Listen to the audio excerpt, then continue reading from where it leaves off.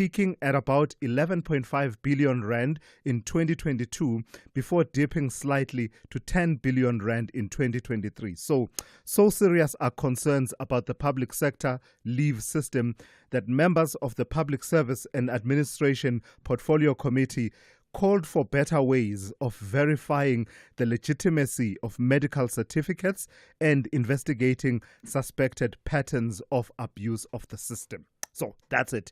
That's what emerged from that presentation by the PSC before the Portfolio Committee on Public Service and Administration with regard to the leave system in the public sector. At about 7:20, we'll be in conversation with PSC Commissioner Anele Xoyiya, who will unpack their findings in relation to the system and what the implications are for employee wellness, but also the vigor and sustainability of the system as a whole, the leave system within the public service. That conversation coming up in the second hour at about 7:20. To this now. Unless you've needed their service, you probably would never have heard of them. But let me say, thank goodness for the National Financial Ombud Scheme. Get this. 328.5 million rand. That's how much users of banks, bank customers, clients of credit providers, as well as life and non-life insurance takers would have lost out. 328.5 million rand is what they would have lost out, but for the intervention of the newly founded National Financial Ombud Scheme. 328.5 million rand is how much the NFO has recovered for customers in its first full year of operation as a consolidated scheme. While complaints against banks led in terms of the sheer volumes received by the NFO and processed, it was actually the life insurance sector that accounted for the most monies recovered by the NFO on behalf of consumers and customers. And that's nearly 203 million rand just from the life insurance sector alone. So complaints against banks, credit providers, as well as life and non-life insurance sectors. That's what we'll be talking about with Rihanna Steyn, who is the CEO of the National Financial Ombud, and that's coming up at about 7:10 this morning. Speaking of banks, you know how they charge you fees for various transactions and services? It turns out that there are fees and costs that they are also charged that they pay begrudgingly, just like you. One of them is the fee they pay to the Department of Home Affairs every time your bank seeks to verify your identity against the department's records. The system is called Online Verification System, OVS, and right now the costs associated with it, with each identity verification query, are at the heart of a significant dispute between Minister Leon Schreiber and at least one key banking player, that is Time Bank. Minister Schreiber recently gazetted a massive increase in the fee to be paid by banks and other institutions for what's called real-time verification of a client's identity, from a mere 15 cents per transaction, which has been the price for more than a decade, to up to 10 rand during peak hours during the working day. It's a move that he believes is necessary to sustain the upgrades to the central registry of all our biographical and identity information. But it's not gone down well with the co-founder and CEO of Time Bank, that is Conrad Jonker. And he will be my guest at about 7:10 because he argues that the increase threatens to dismantle critical progress in financial inclusion and digital banking. So that's how we are looking. That's the trajectory and the direction in which we are going, some of what we will cover over the next 3 hours.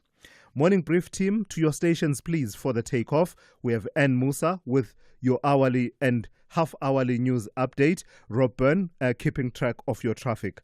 Zaikan is at the sports desk and will account for the cookie. Melissa Buta with your morning brief in brief coming up shortly. Dowling Lechela, as always, right on the money. We'll give you updates on business and the markets throughout the show. And Sipho Mantula with your Africa update at around 7:20. You can call us on 086 000 2032 or send me a WhatsApp voice note on 061 410 4107. You can also follow us on social media. We are at SAFM Radio on X, SAFM Radio on Facebook and Instagram, and we are live on our YouTube channel, that is SAFM Radio. So what are we waiting for? Let's get the Wednesday edition of the Morning Brief on the way. If you think you cannot afford a lawyer, think again. Clientele Legal has made professional legal services affordable for you. Whether it's a civil, criminal, or labor-related matter, we have a nationwide panel of attorneys standing by to assist you. SMS SAFM to 32195. That's SAFM to 32195 and we'll call you back. Clientele General is a licensed non-life insurer and an authorized FSP. Standard rates and terms and conditions apply.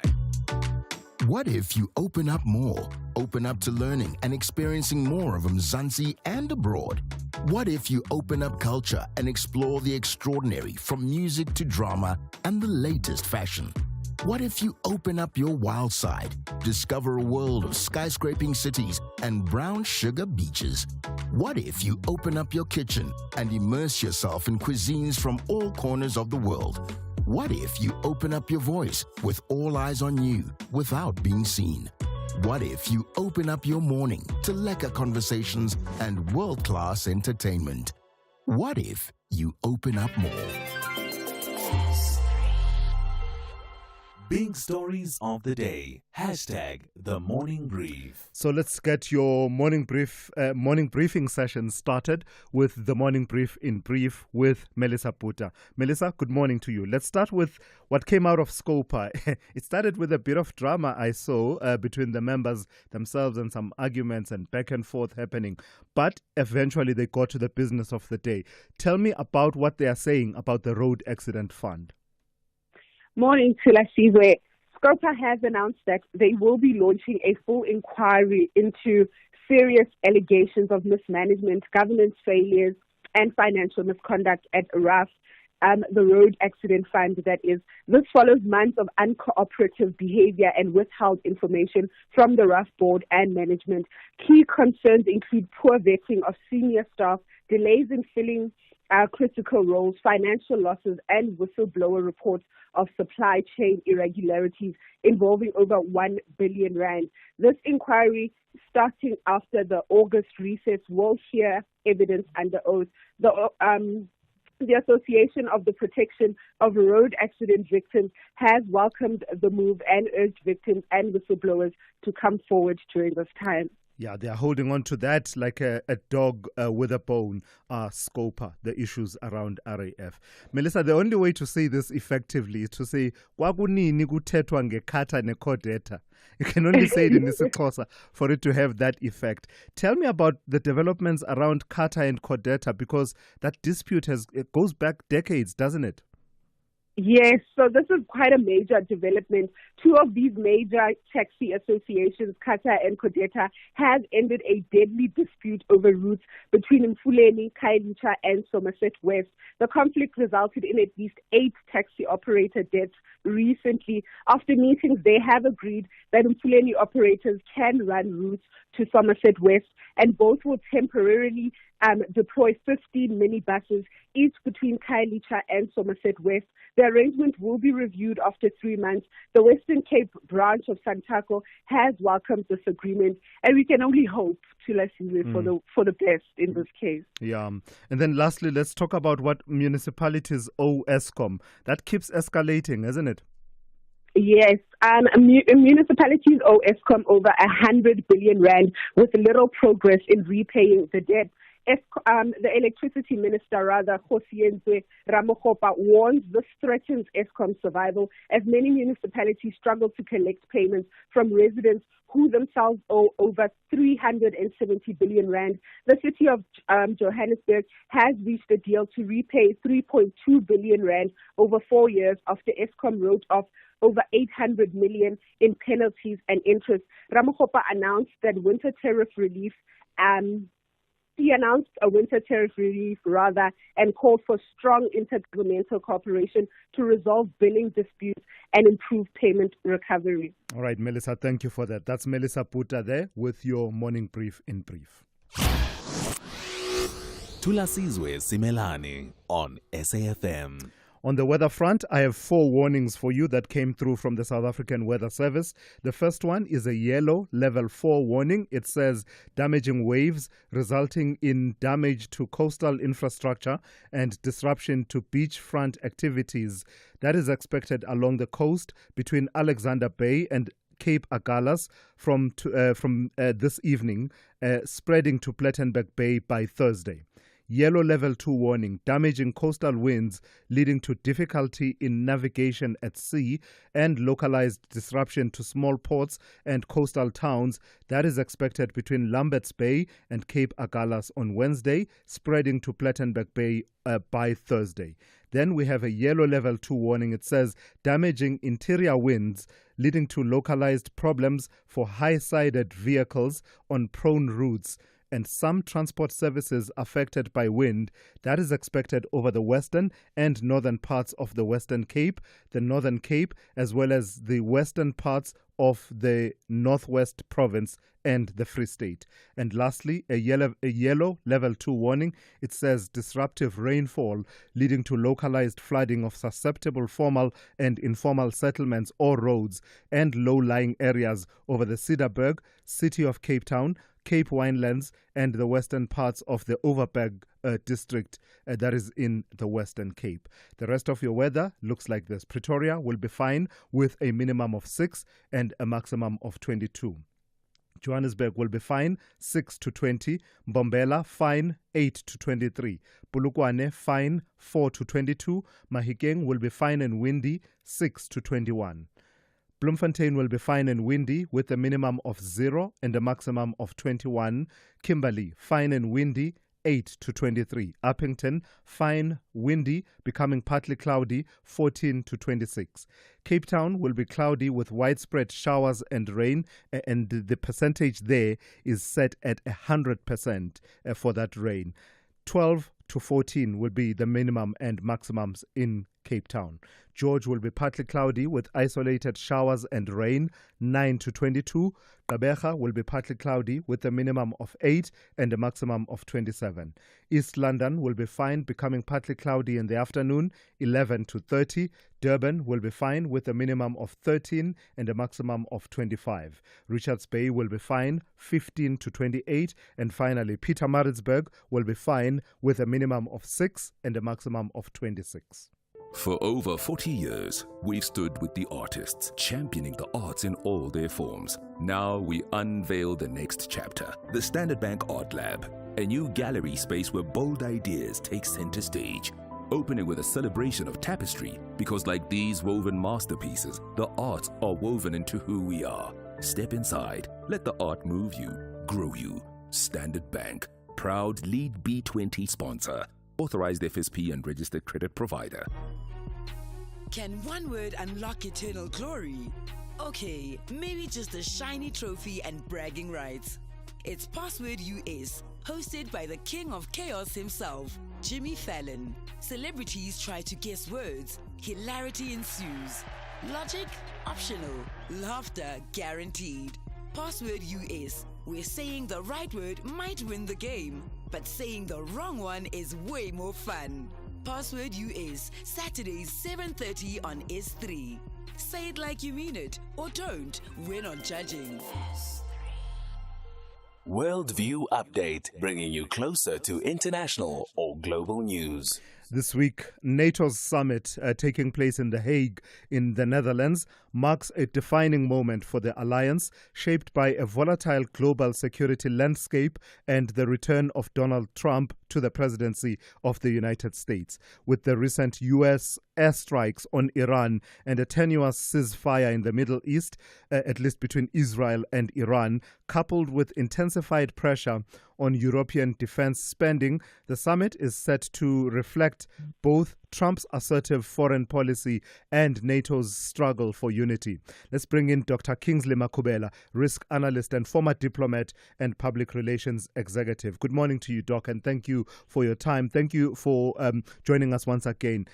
Let's start with what's on the agenda of the NATO summit, just given the sheer complexity of the global geopolitical picture at the moment. Donald Trump and his return straight off the back of his hard push for a ceasefire between Israel and Iran. I'm pretty sure that will feature quite highly. Good morning, Thulasizwe, and thanks very much for the invitation. You know, this summit in the Netherlands comes at a time of very precarious situations around the world.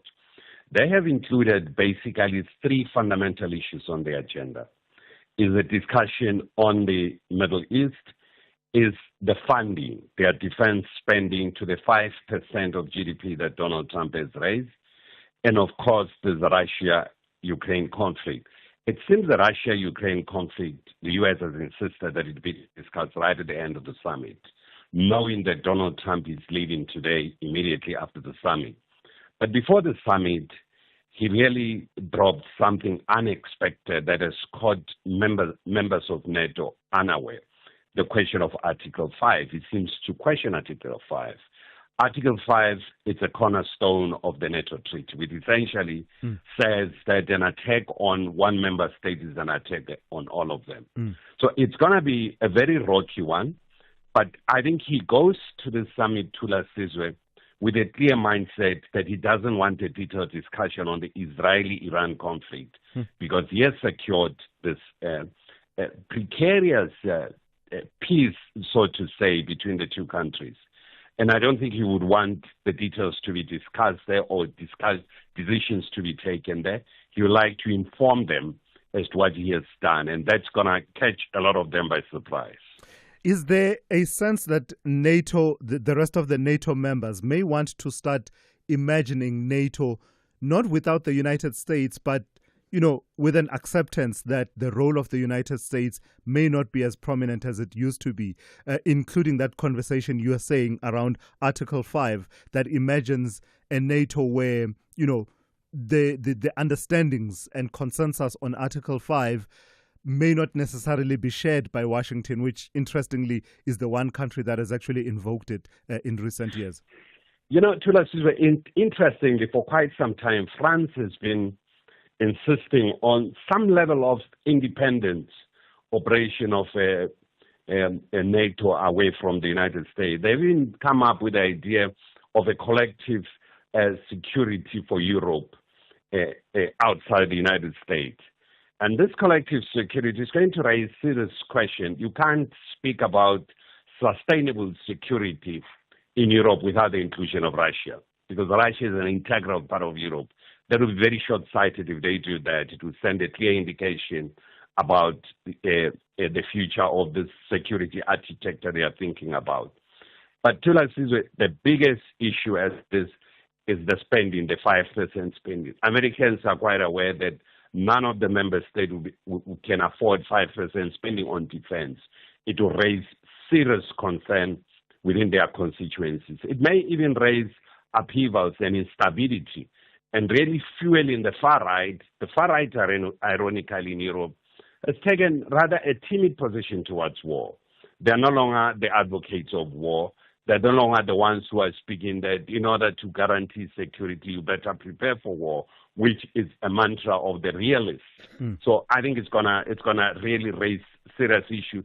We will see what comes out of the summit. It will give directions in terms of the future security architecture. Wow. Not only that, even the reform in the Security Council, it will give some indication about what is the thinking within Europe. Crisp analysis presented with your signature clarity. Thank you for that. That's Dr. Kingsley Makhubela, risk analyst, former diplomat and public relations executive. This is SAFM Sport with Zai Khan. In the matter between Thulasizwe Simelane versus Zai Khan and the matter of the cookie, I know you'll get to the Brazilians of South Africa against the Brazilians. How do you plead? I like the cookie. You stole my cookie. I took the cookie. It was my in Oreo. broad daylight. Yeah. We'll talk about it a bit later and how it later just got complicated. Oh. I was misled by Kanya, the producer, on the talking point. There was photographic evidence of this cookie reappearing. But anyway, let's get to the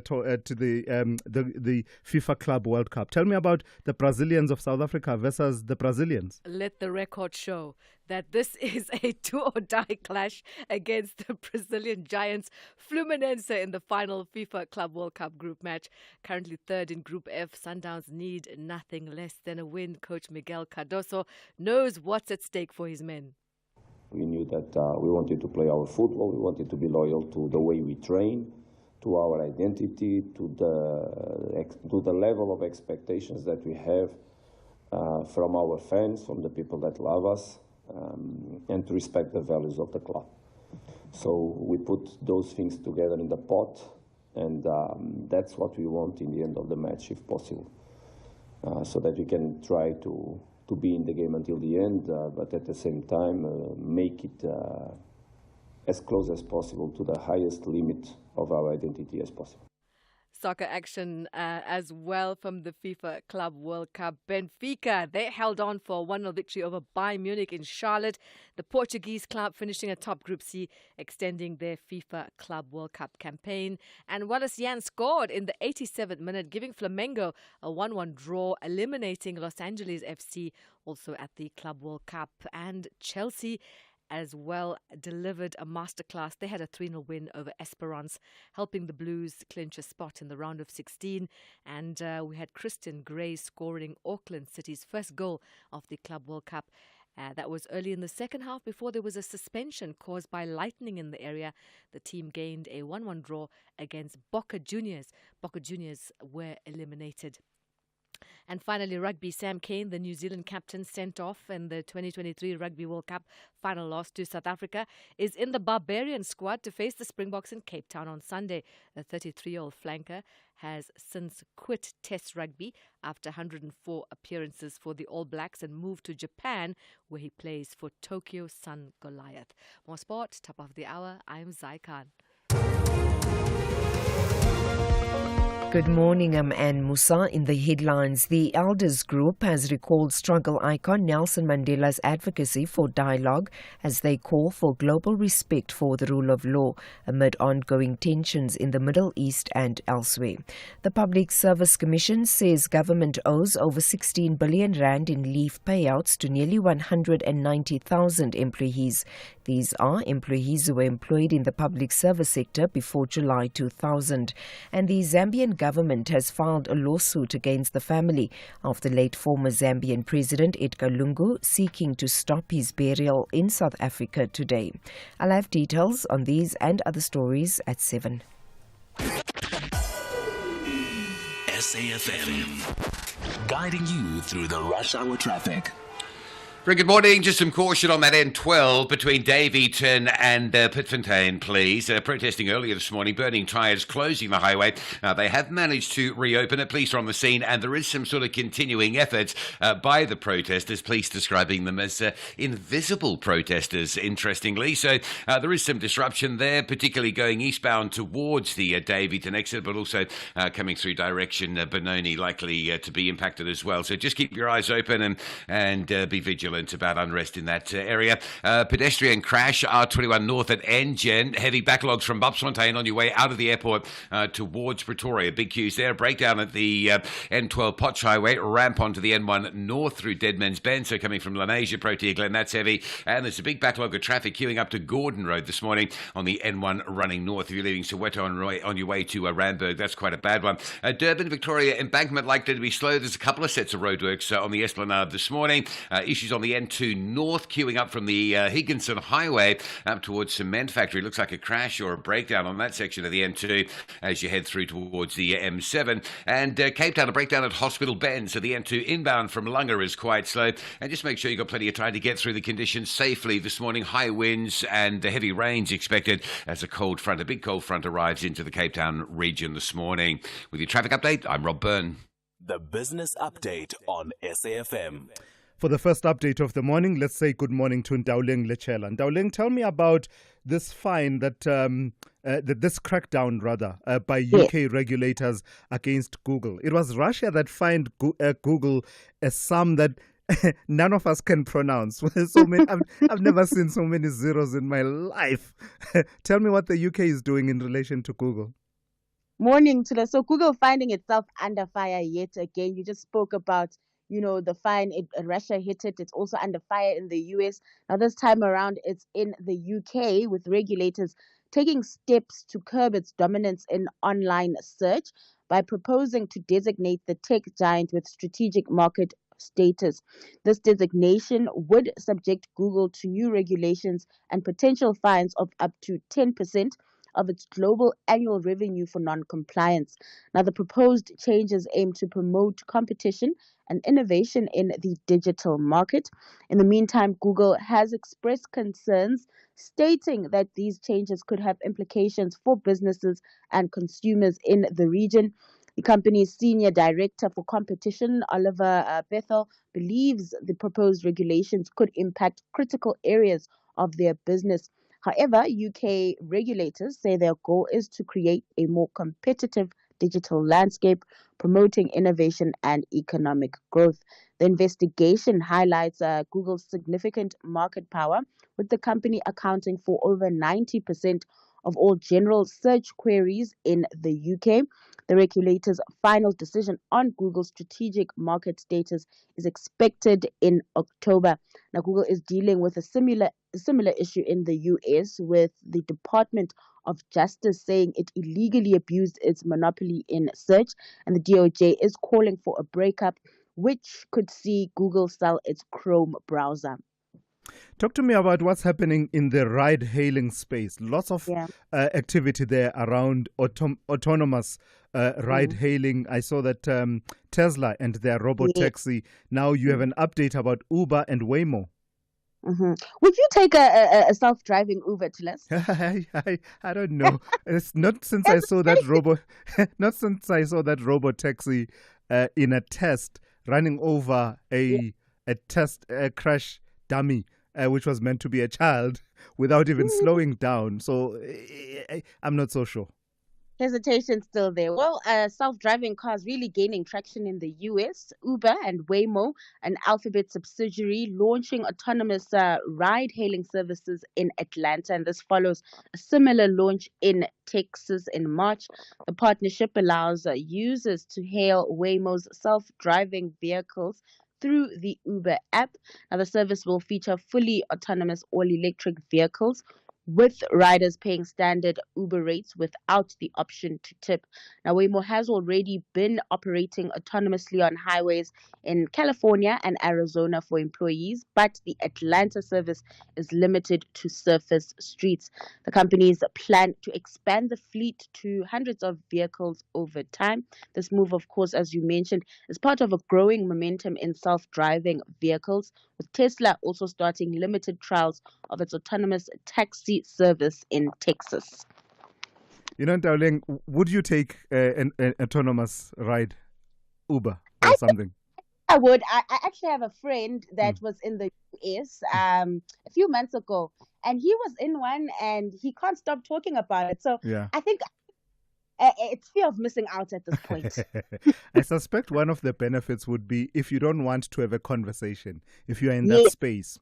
There's no driver, there's no talking. You get in and you sit with your book or you scroll through your phone. Lastly, Ndauling, give us an update on how the markets are looking.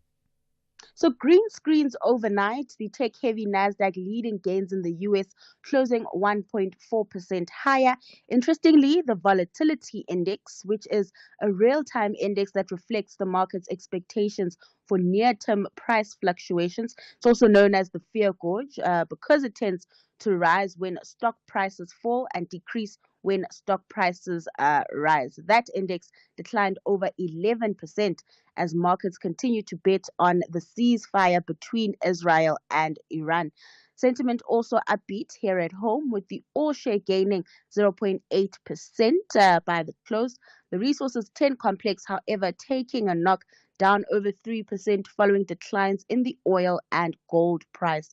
Currencies, in the meantime, benefiting from the risk-on sentiment, with the rand stronger at 17.75 to the dollar this morning.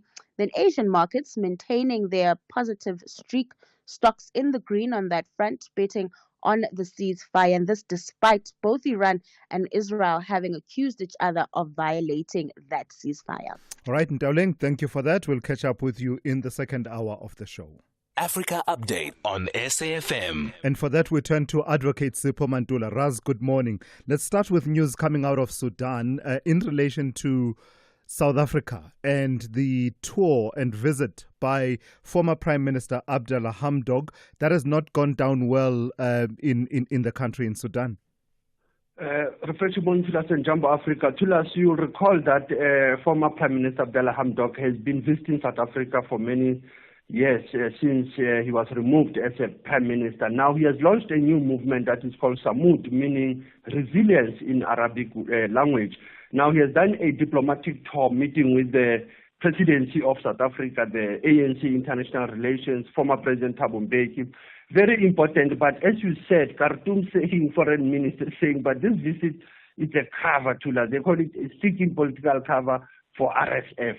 Now they are saying it's a military defeat that he's bringing former Prime Minister. But he has said that actually they are not aligned to any structure.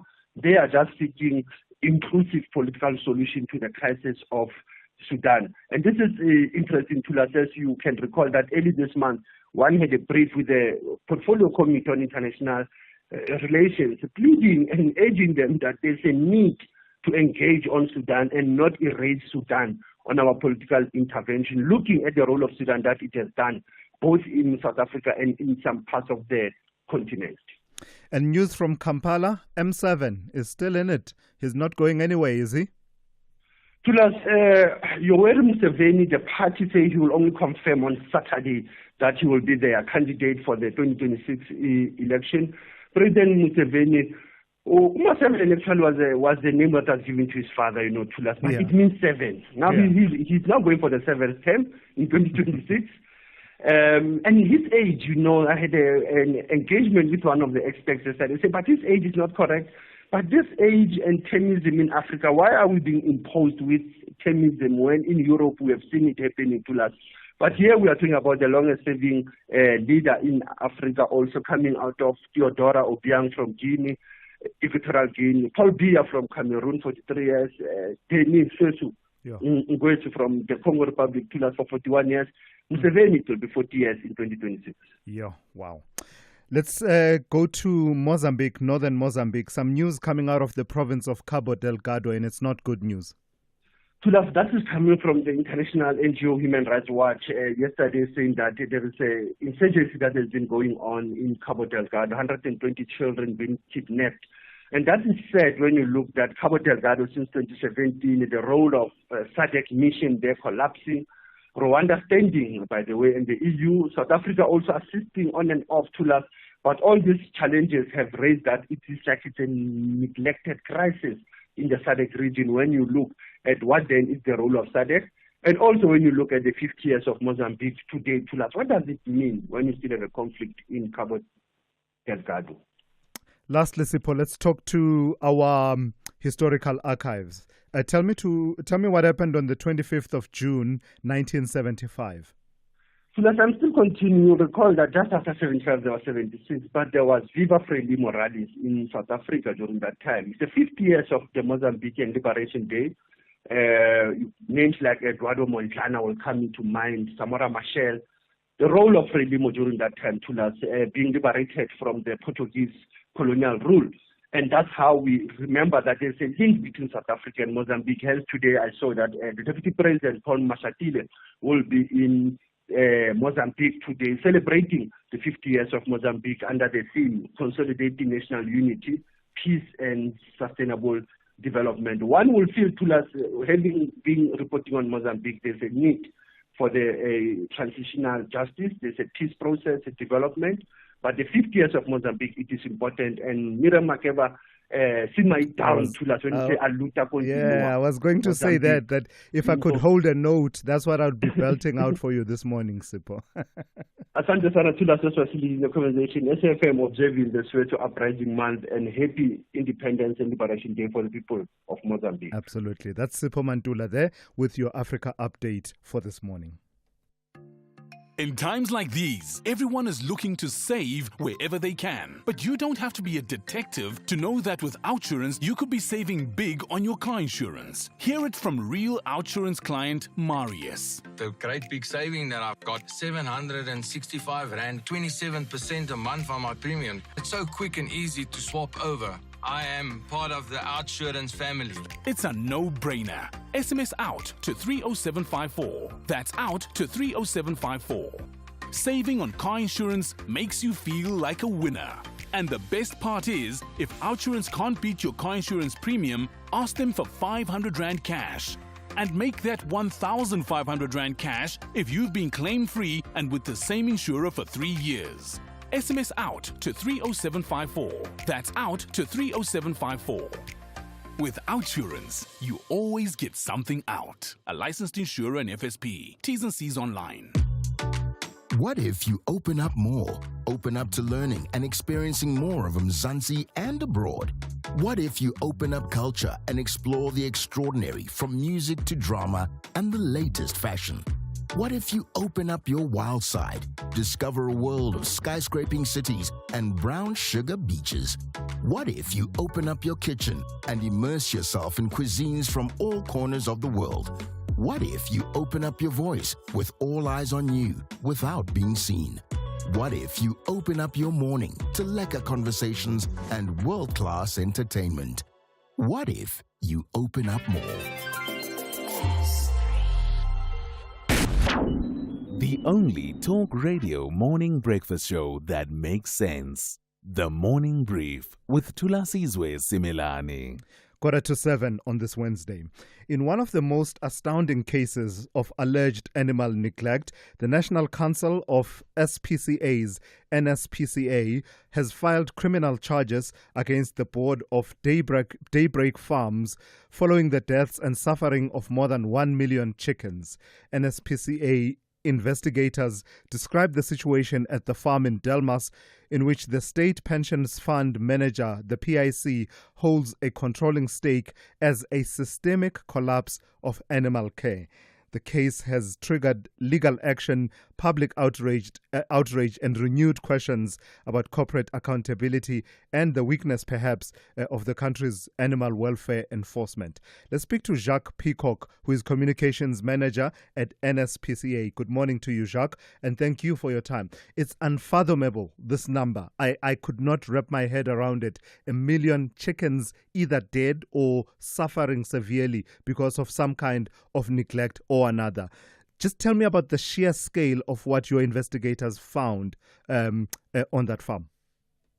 Good morning to Thulasizwe, and good morning to the listeners as well. It is indeed very difficult to comprehend, especially since the law compels us to value every single animal individually. So to witness the suffering of one animal multiplied by 1 million is not just a disaster, it's a grave and morally reprehensible failure. And I think the scale on which it played out, it all started in Delmas at the broiler farms and then extended to the breeding farms in Limpopo. And it was of such a magnitude that, at some stage, you don't know where to act first, where there is the most urgency. There were birds, and it is quite graphic, but birds with gaping wounds still alive, chickens literally eating each other in an attempt to stay alive, animals that are so lethargic that they didn't even move. And on the breeding farms, you would find big roosters, which are supposed to be many people know what a big rooster, how strong they are supposed to be, but that the breastplate of those roosters protruded so much that you could feel the entire breastplate with your fingers. So it really is devastating. Which of the factors that account for animal care was most neglected? Is it the matter of feeding the chickens, or the conditions under which they are kept, or perhaps even veterinary services and the likes, if that is part of the mix in that kind of a business? Well, the two most critical factors, which then also prompted us to approach the High Court on an urgent basis, was the provision of feed. So at certain sites there were no feed, and you would have employees on these farms coming to us at wit's end, saying that they don't know when food will next be delivered for their farms. Then you also had rationing of feed, so they would lower the feed per chicken in general in an attempt to save money and save feed. And then secondly, the manner in which the animals were culled. When Daybreak finally realized that some of these animals had to be culled, they used inhumane methods of culling, which just further contributed to the suffering of animals. So those were the two key crucial factors. But it goes hand in hand with a whole range of contravention of the Animals Protection Act, including failure to provide or procure veterinary care, general neglect, and so there are many sections of the Animals Protection Act at the end of the day that were contributed. Talk to me about your attempts at accountability for the board members and I imagine the executives. There's the unique situation now, Jacques, isn't there, that now the company has gone into voluntary business rescue. So the business rescue practitioner takes center stage in terms of the day-to-day running and other processes around the company. What kind of accountability are you calling for? Absolutely. I think in terms of the High Court order, which was made final, there is already a mechanism of accountability. But the fact is that we are a statutory body mandated to enforce the Animals Protection Act, and where it has been contravened, we must act. And that is why criminal charges have been laid against the board of directors of Daybreak Farms. Especially because this entire disaster played out under their watch and under their direct control. It wasn't one person, for example, a farm manager on a farm who neglected to do something. It was neglect and abdication of fiduciary and moral duty, actually, at the very highest level, which needs to be taken up. And Jacques, not to be gratuitous or anything like that, but I'm just, in terms of the numbers, 1 million chickens, just break it down for us. Is this 1 million chickens that died, or is it the cumulative figure, of both dead and severely suffering animals and sometimes having to be put down? Not that it would make much of a difference, but it's just trying to wrap our heads around it. I can't even imagine 1 million chickens dead. Yeah. So over the scope of the entire disaster response, which is what it was, the figure of animals that were attended to ranges to 1 million animals. So at a specific site in Delmas, for example, there were 200,000 chickens which needed to be culled, where others were moved from that site. And were not culled there on site. And then again, the same goes for the farms in Limpopo, where animals were in immediate need to alleviate their suffering and were culled on site, where later the houses were depleted and those animals were culled as well. So the cumulative figure of 1 million chickens are those animals that were impacted by this disaster in some way or another. Sure. All right. Thank you for that. That's Jacques Peacock, who is Communications Manager at the NSPCA. SAFM, guiding you through the rush hour traffic. Very good morning. On-off protesting on the N12 around Pitfontein between Benoni and Davyton. Now, the early morning burning tyres, that was all cleared up. The road open, traffic flowing. But then shortly thereafter, protesters back again, closing the N12 eastbound, going from Pitfontein through to Davyton. And there's an impact on the westbound side as well. So expect some delays, diversions, maybe travel later if it's not essential to travel through there now until the authorities have got a good hold on that one. Crashed on the N3 north at Buccleuch. Pretty heavy coming up from Alex passing Limbro Park into that one. Crash on the R59 at Reading interchange. So delays up from Swartkoppie through Michelle up towards the N12 highway. The N1 north is heavy this morning from Soweto moving through towards Gordon Road. Crash on the R21 at Engen if you're leaving the airport, heading through to Pretoria. That is a backlog and a half to work through. And the N1 south has a crash before Samran. So queuing traffic coming through the Brockfontein interchange area. Durban, the N2, when we last checked, there was some delays coming up through the Chatsworth area. It's a collision just after the Higginson Highway. So the N2 arriving from Umlazi through Higginson Highway into that is slow, but the Higginson Highway really backed up from sort of Bayview side of Chatsworth. Real problems getting off the Higginson Highway turning into that N2 crash. Cape Town, no major incidents on the highways. The N2, though, is pretty busy, backing up from Robert Sobukwe all the way through to Hospital Bend. The big story really at Cape Town is to prepare for pretty hectic conditions. A big cold front arriving into the Cape Town region this morning, bringing with it high winds, heavy rains, and the real possibility of very difficult driving conditions, and of course localised flooding as well. So make sure you've got plenty of time to get through and to get through the conditions safely across the course of today. Rob Byrne, SAFM Traffic. Thulasizwe Simelane on the Morning Brief. Weekdays, Monday to Friday, 6 to 9 a.m. 328.5 million rand. That's how much users of banks, customers, clients of credit providers, as well as life and non-life insurance takers would have lost out but for the intervention of the newly founded National Financial Ombud Scheme, the NFO. 328.5 million rand is how much the NFO has recovered for customers in its first full year of operation as a consolidated scheme. While complaints against banks led in terms of sheer volumes received and processed, it was actually the life insurance sector that accounted for the most monies recovered by the NFO on behalf of consumers, nearly 203 million rand. Let's speak to the CEO of the National Financial Ombud Scheme, that is Rihanna Steyn. Good morning to you and thank you for your time. So you've had a full year of operation as a consolidated scheme looking at these various sectors. Tell me what the trends are in terms of complaints by consumers as well as recoveries of monies that led us to this figure. Good morning. I think just one correction here, and that is that our report covers the first 10 months of operation because we only started in March last year. So, but we've got a financial year end of December. So our report covers, this kind of figures that I'm going to also tell you about now is only for 10 months. So as you've said, I think that we're quite proud about is the amount of money that we've recovered for the consumers.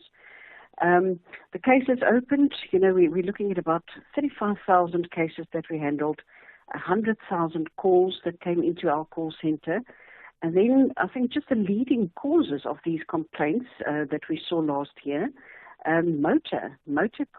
about motor insurance was the highest number in our office, closely followed by homeowners. This is people who are complaining and putting in claims for losses and damage to their homes. And those claims are obviously then rejected or they're not happy with the settlement. And then they complain to our office. And then followed also very closely by current accounts in the banking sector where fraud is the biggest problem. People lose money due to fraud and fraudulent activities on their accounts in their current accounts.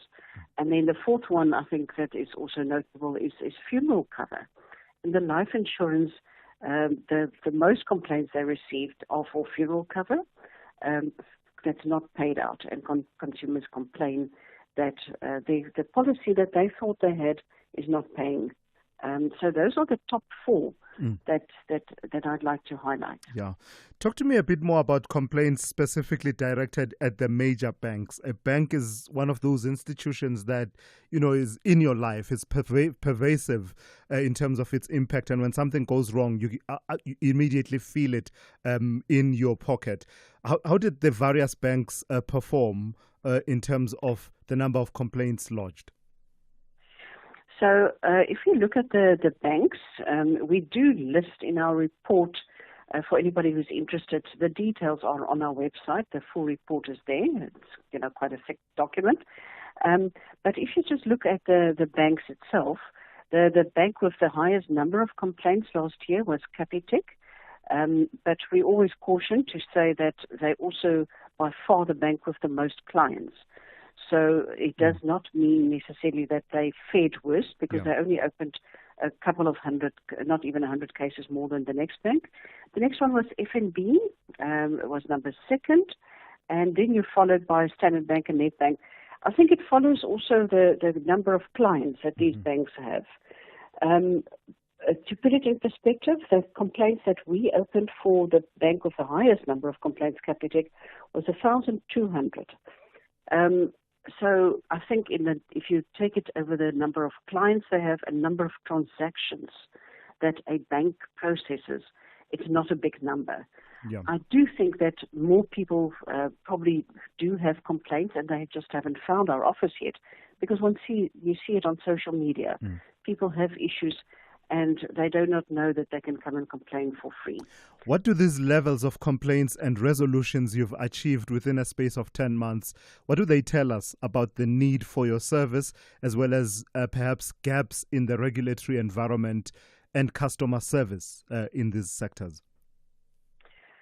Well, I think the mere fact that we did receive those 100,000 calls and opened all those cases, the 35,000, I think it means that it just proves that there really is a need for an office such as ours in this financial sector.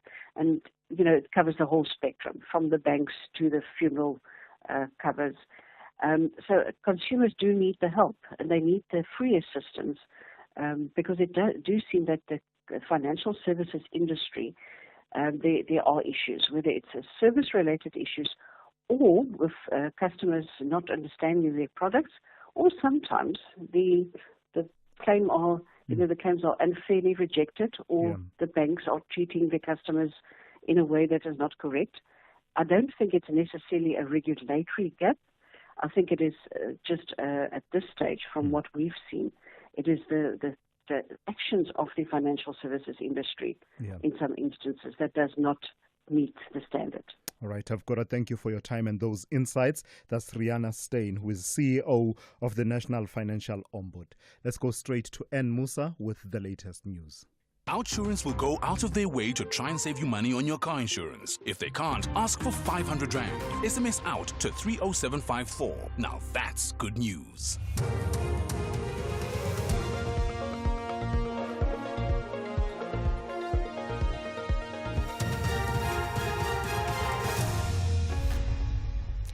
In our top stories, prominent leaders call for dialogue on Middle East tension, and Zambian government's court bid to halt Lungu's burial in South Africa. Good morning. The Elders Group has recalled struggle icon Nelson Mandela's advocacy for dialogue as they call for global respect for the rule of law amid ongoing tensions in the Middle East and elsewhere. The group of prominent leaders say US and Israeli strikes on Iran are illegal and sends a dangerous message about the normalization of might over the rule of law. The elders say the strikes cannot be justified as legitimate self-defense in terms of the UN Charter. The spokesperson for the elders, William French. The elders are deeply concerned at the long-term implications of these illegal actions on the security of the Middle East, but also on global respect for the rule of law. Diplomacy continues to offer the best way to prevent Iran from acquiring a nuclear weapon and to de-escalate tensions across the region. The elders always recall the words of their founder, Nelson Mandela, "The best weapon is to sit down and talk." The Public Service Commission says government owes over 16 billion rand in leave payouts to nearly 190,000 employees. These are employees who are employed in the public service sector before July 2000. Commissioner Anele Ngohiya says the total capped leave liability represents approximately 14% of the total public service workforce, most of whom are older workers in the education and health sectors. When we say it's a contingent liability, we don't mean that there's money that has been spent. But what we ordinarily mean is that for every employee who was employed before the 1st of July 2000, who has saved on that leave, it means the state owes the money. The Red Meat Producers Organization, the RPO, says the foot and mouth outbreak is more of an economic crisis than an animal health crisis.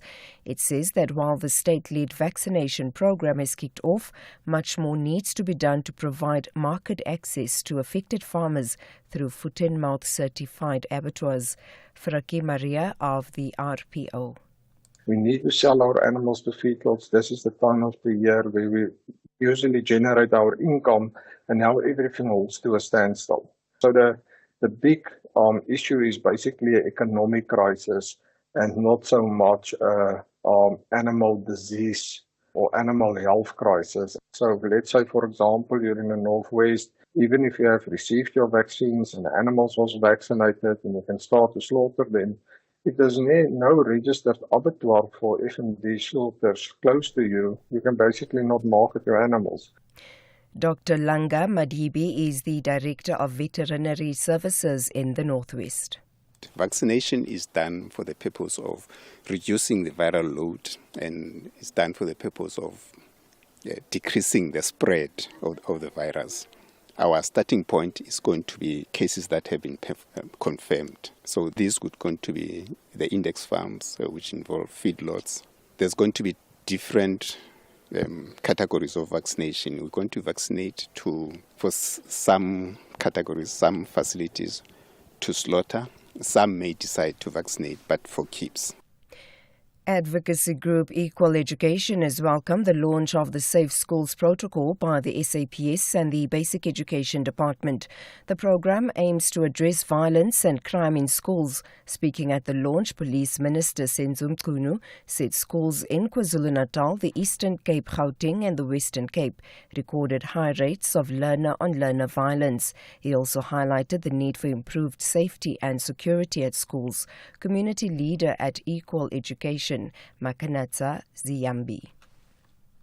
It's very important to consider the safety of learners in schools, because a lot of times people tend to think that schooling is just about the theory that learners get, but how safe learners are within the schools is very important, because there's a very big psychological link between how they are efficient at school and how safe they are. So I think it's very important, especially in the township areas, because that's where a lot of violent incidents occur when it comes to schools.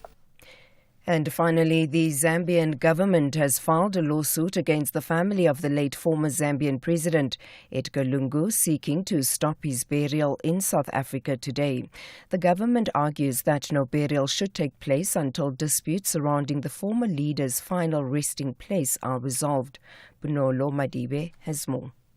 Several of Edgar Lungu's family members, alongside the funeral service company holding his remains, are named in the lawsuit filed by Zambia's Attorney General, Mulilo Kabesha.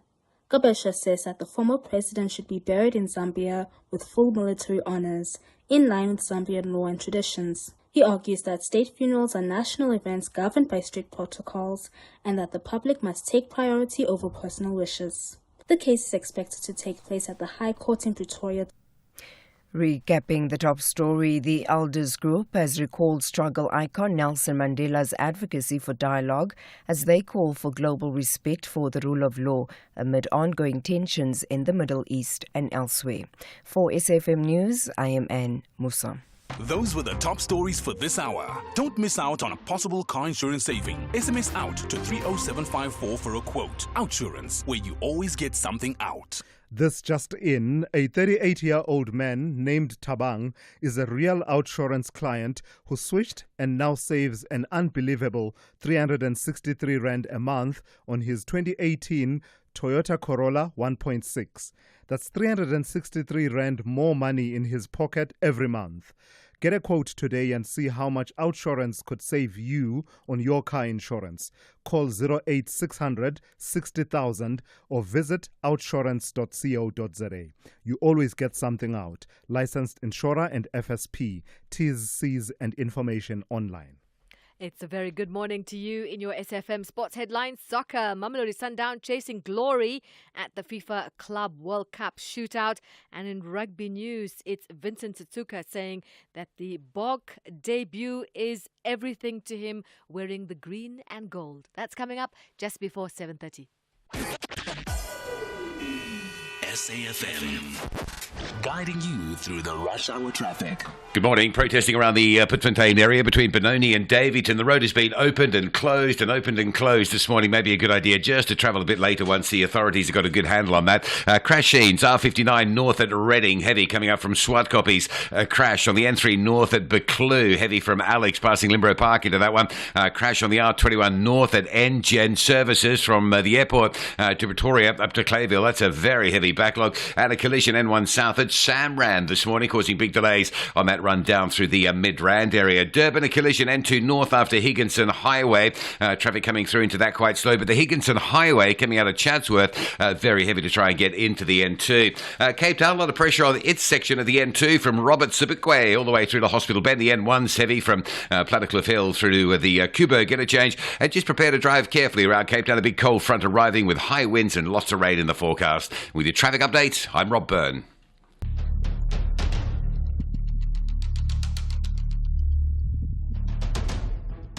The Morning Brief with Thulasizwe Simelane. Weekdays, Monday to Friday, 6 to 9 a.m.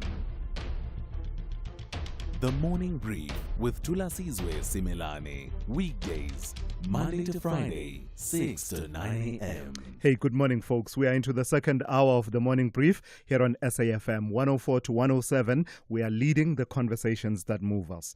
Let me tell you what's coming up in this hour of the show. We'll focus on that leave system within the public service. This amid, calls by the Portfolio Committee on Public Service and Administration for, some kind of controls to be introduced, or perhaps some measures to be taken to ensure that the system, especially of sick leave and temporary illness leave, is not abused. The numbers are coming out, and according to the Public Service Commission, it shows that since the end of the lockdowns related to COVID, there has been that kind of an increase in public servants taking sick leave as well as other types of leave. So we'll be in conversation with the PSC Commissioner Anele Xoyiya. But before we do that, we will talk about this dispute, that's interesting dispute that is playing itself out between the Minister of Home Affairs, Leon Schreiber, and the co-founder and CEO of Time Bank, Conrad Jonker. Basically, it has to do with the fee that the Department of Home Affairs charges banks and other institutions every time they make a query, an inquiry about your identity, trying to match it with the National Population Register. They are charged a fee, and we're told that all these years it's been 15 cents. 15 cents for real time. So you ask now, you get the answer now. That's been 15 cents. As of the 1st of July, it will go up from 15 cents to 10 Rand per transaction, and this is estimated at about 6,500% in terms of the increase. And the CEO of Time Bank is not impressed at all. Conrad Jonker will be my guest within the next few minutes. Through it all, of course, I want you to be a part of the conversation, weigh in on what you've heard thus far, as well as some of what you will hear in the next few minutes, and any other matters that may be exercising your mind this morning. I'm open to your engagement. The number to dial is 086 000 2032. I'll also take your WhatsApp voice notes on 061 410 4107. Let's get this second hour underway. Planet Earth, third planet from the sun. a cool place within the solar system where you can pause and take a deep breath without your lungs exploding. Home to an amazing array of wildlife and amazing landscapes that will leave you breathless either through wonder or fear. For humans, it's a place they call home, the only one that they have now. Team Surai follows a dedicated group of individuals dedicated to protecting the planet. Their mission: to encourage viewers to take concrete steps to protect the Earth. Catch Team Surai Thursdays at 6 p.m. S3, open up. Got a Standard Bank business account and self-service banking? You could win up to 5,000 Rand cash every day this week in the Standard Bank Self-Service Quiz. SMS Standard Bank Self-Service to 45787 for a chance to be selected.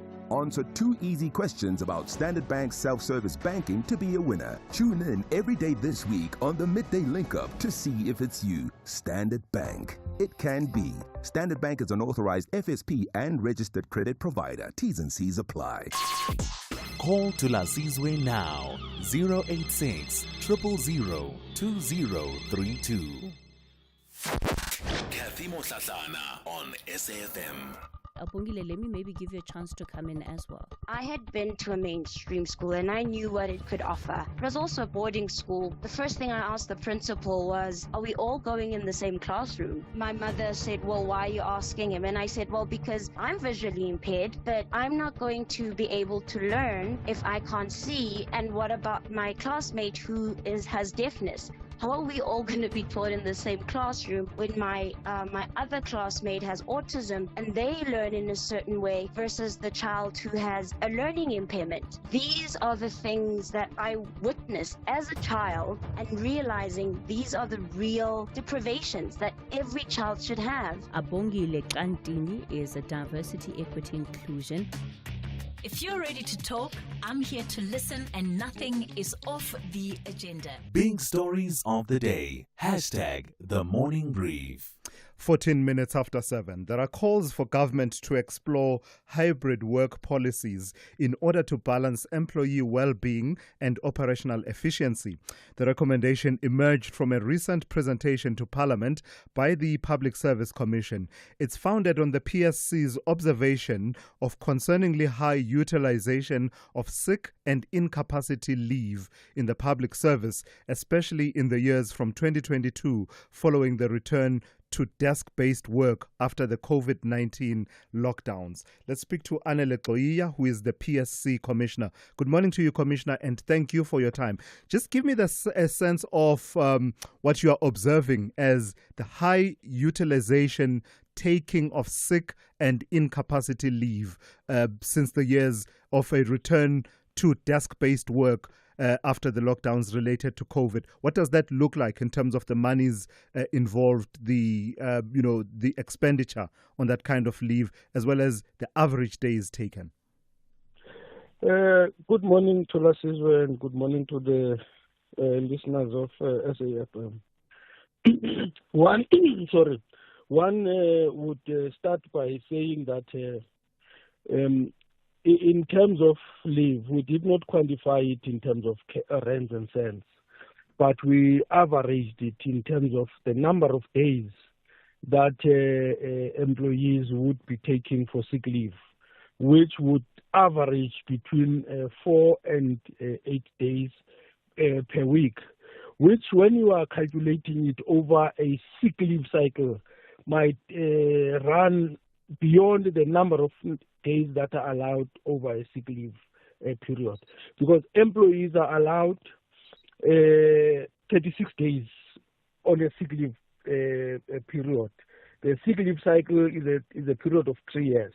Mm-hmm. So if you exhaust your 36 days within 1 year, then it means that for the remaining 2 years, you'll have to go and explore other forms of leave, like your temporary incapacity, or the employer would even end up having to consider putting employees on the permanent sick leave. So the advice that we are making as the Public Service Commission on looking at hybrid working conditions, we have tested it internally in the Public Service Commission. we've picked up that it saves on the resources of the state because there's less utilization of electricity if some workers are working in the office and others are working outside the office. There's less utilization of your internet, telephones, and so on and so forth. However, productivity increases because employees in their nature, when they work from home, they even work extra hours because they don't feel the time. Commissioner, I do want to get to the proposed fixes that you are suggesting and already started talking to, but I do want us to grapple a little bit more with the condition and the situation itself before we get to that. Did I hear you correctly? Did you say that you averaged it to about 4 to 8 days per week and not per year? Per month. Per month. Not per year. Okay, I see. So I needed to just clarify that element. But what does it point to? Is it an issue of employee wellness generally being something that needs attending to, that leads to people taking the sick leave or temporary incapacity leave? Or is it a sort of, a way by employees in the public service to shift and nudge government in the direction they want government to go by finding a way to work from home one way or another, or to not be physically present at their desks every day? Well, the issue of employee wellness can be one element where you find out that employees have got a lot of stress, work-related as well as family-related, which sometimes employers have a responsibility as well to assist with regards to wellness programs. That's why every department would have a health and wellness unit that would be looking after that. However, the second element that we also pick up is that in some areas, employees are overworked. Remember, there's been a moratorium on the filling of vacancies, which has then caused employees to work or to do the work of 2 or more people as one employee. So that also puts a strain on the employees. So those are the challenges that lead to some of the employees getting on sick leave. We can't rule away the issue of some few bad elements within the workforce who would be abusing their sick leave for their own selfish ends. Lastly, let's talk about the interventions that you were talking about. You are calling for government to explore hybrid work policies. Tell me what that looks like. What's your best thinking about how it would unfold at the moment, given that some of these employees perform frontline services serving the public on a day-to-day basis? Hybrid working environment means a mixture of work from home and working on the plant. Well, you would find out that even the employees that are in the front line, your frontline employees, sometimes not all of them get occupied there. They also have administrative work to do. So if you are able to consider rotating them, those that would be on the frontline desks would have to be at work, and those that are doing administrative work, then they can work from home, and you do that interchangeably. You rotate them. All right. So that's what we mean by hybrid working conditions. But we don't want to compromise the quality of service delivery by saying people must just go and work at home. All right, fantastic. You've gotten the conversation started and you've gotten us thinking. That's Anele Xoyiya, Public Service Commission Commissioner. You are listening to The Morning Brief with Thulasizwe Simelane. Right, let's turn to that story that I was telling you about a bit earlier on that's coming out of the banking sector. Did you know that every time your bank seeks to verify your identity against the Department of Home Affairs records, they incur a fee which they pay over to the department, and the department renders that service also at a cost to them. The system is called Online Verification System, OVS.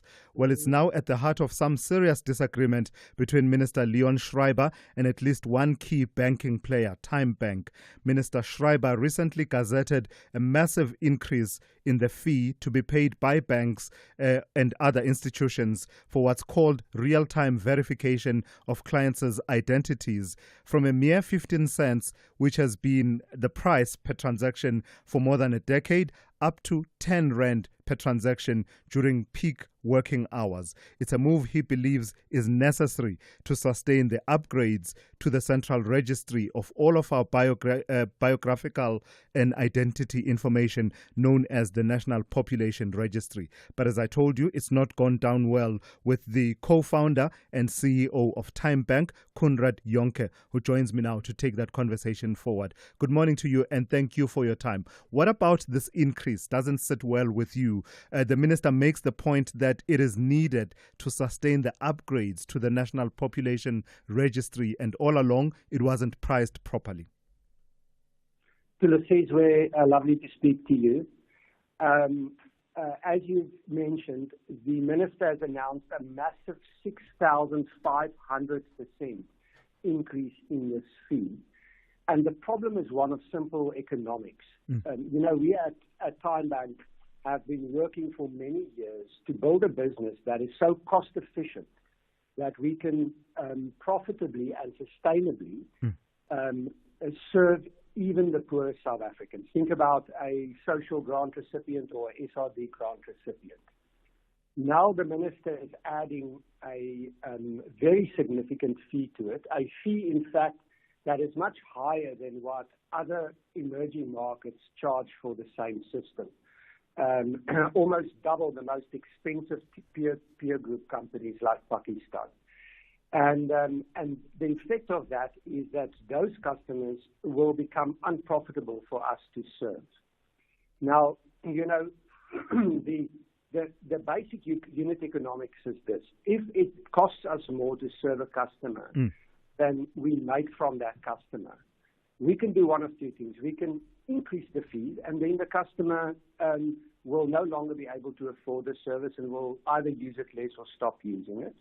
Or we can cross-subsidize that customer from the money we make from other customers. But that's unsustainable. At some point, our shareholders are going to say to us, don't serve that customer. And so it's extremely important that as government, that the government comes to the party here and provides this service at a price that is internationally competitive and that allows us to serve our customers. Well, the minister makes the point that so far this has been below market-related rates, the 15 cents per transaction for real-time verifications. And importantly, at least for me, from the points that he was making, he says it's far below what it costs the state to provide that online verification service. So basically, the state is performing this, if you will, at a loss. Do you have any sympathy to that? We can have a long debate about what it should cost to do a database lookup like this. The actual incremental cost of a database lookup is fraction of cents. So it's not actually the cost of the lookup.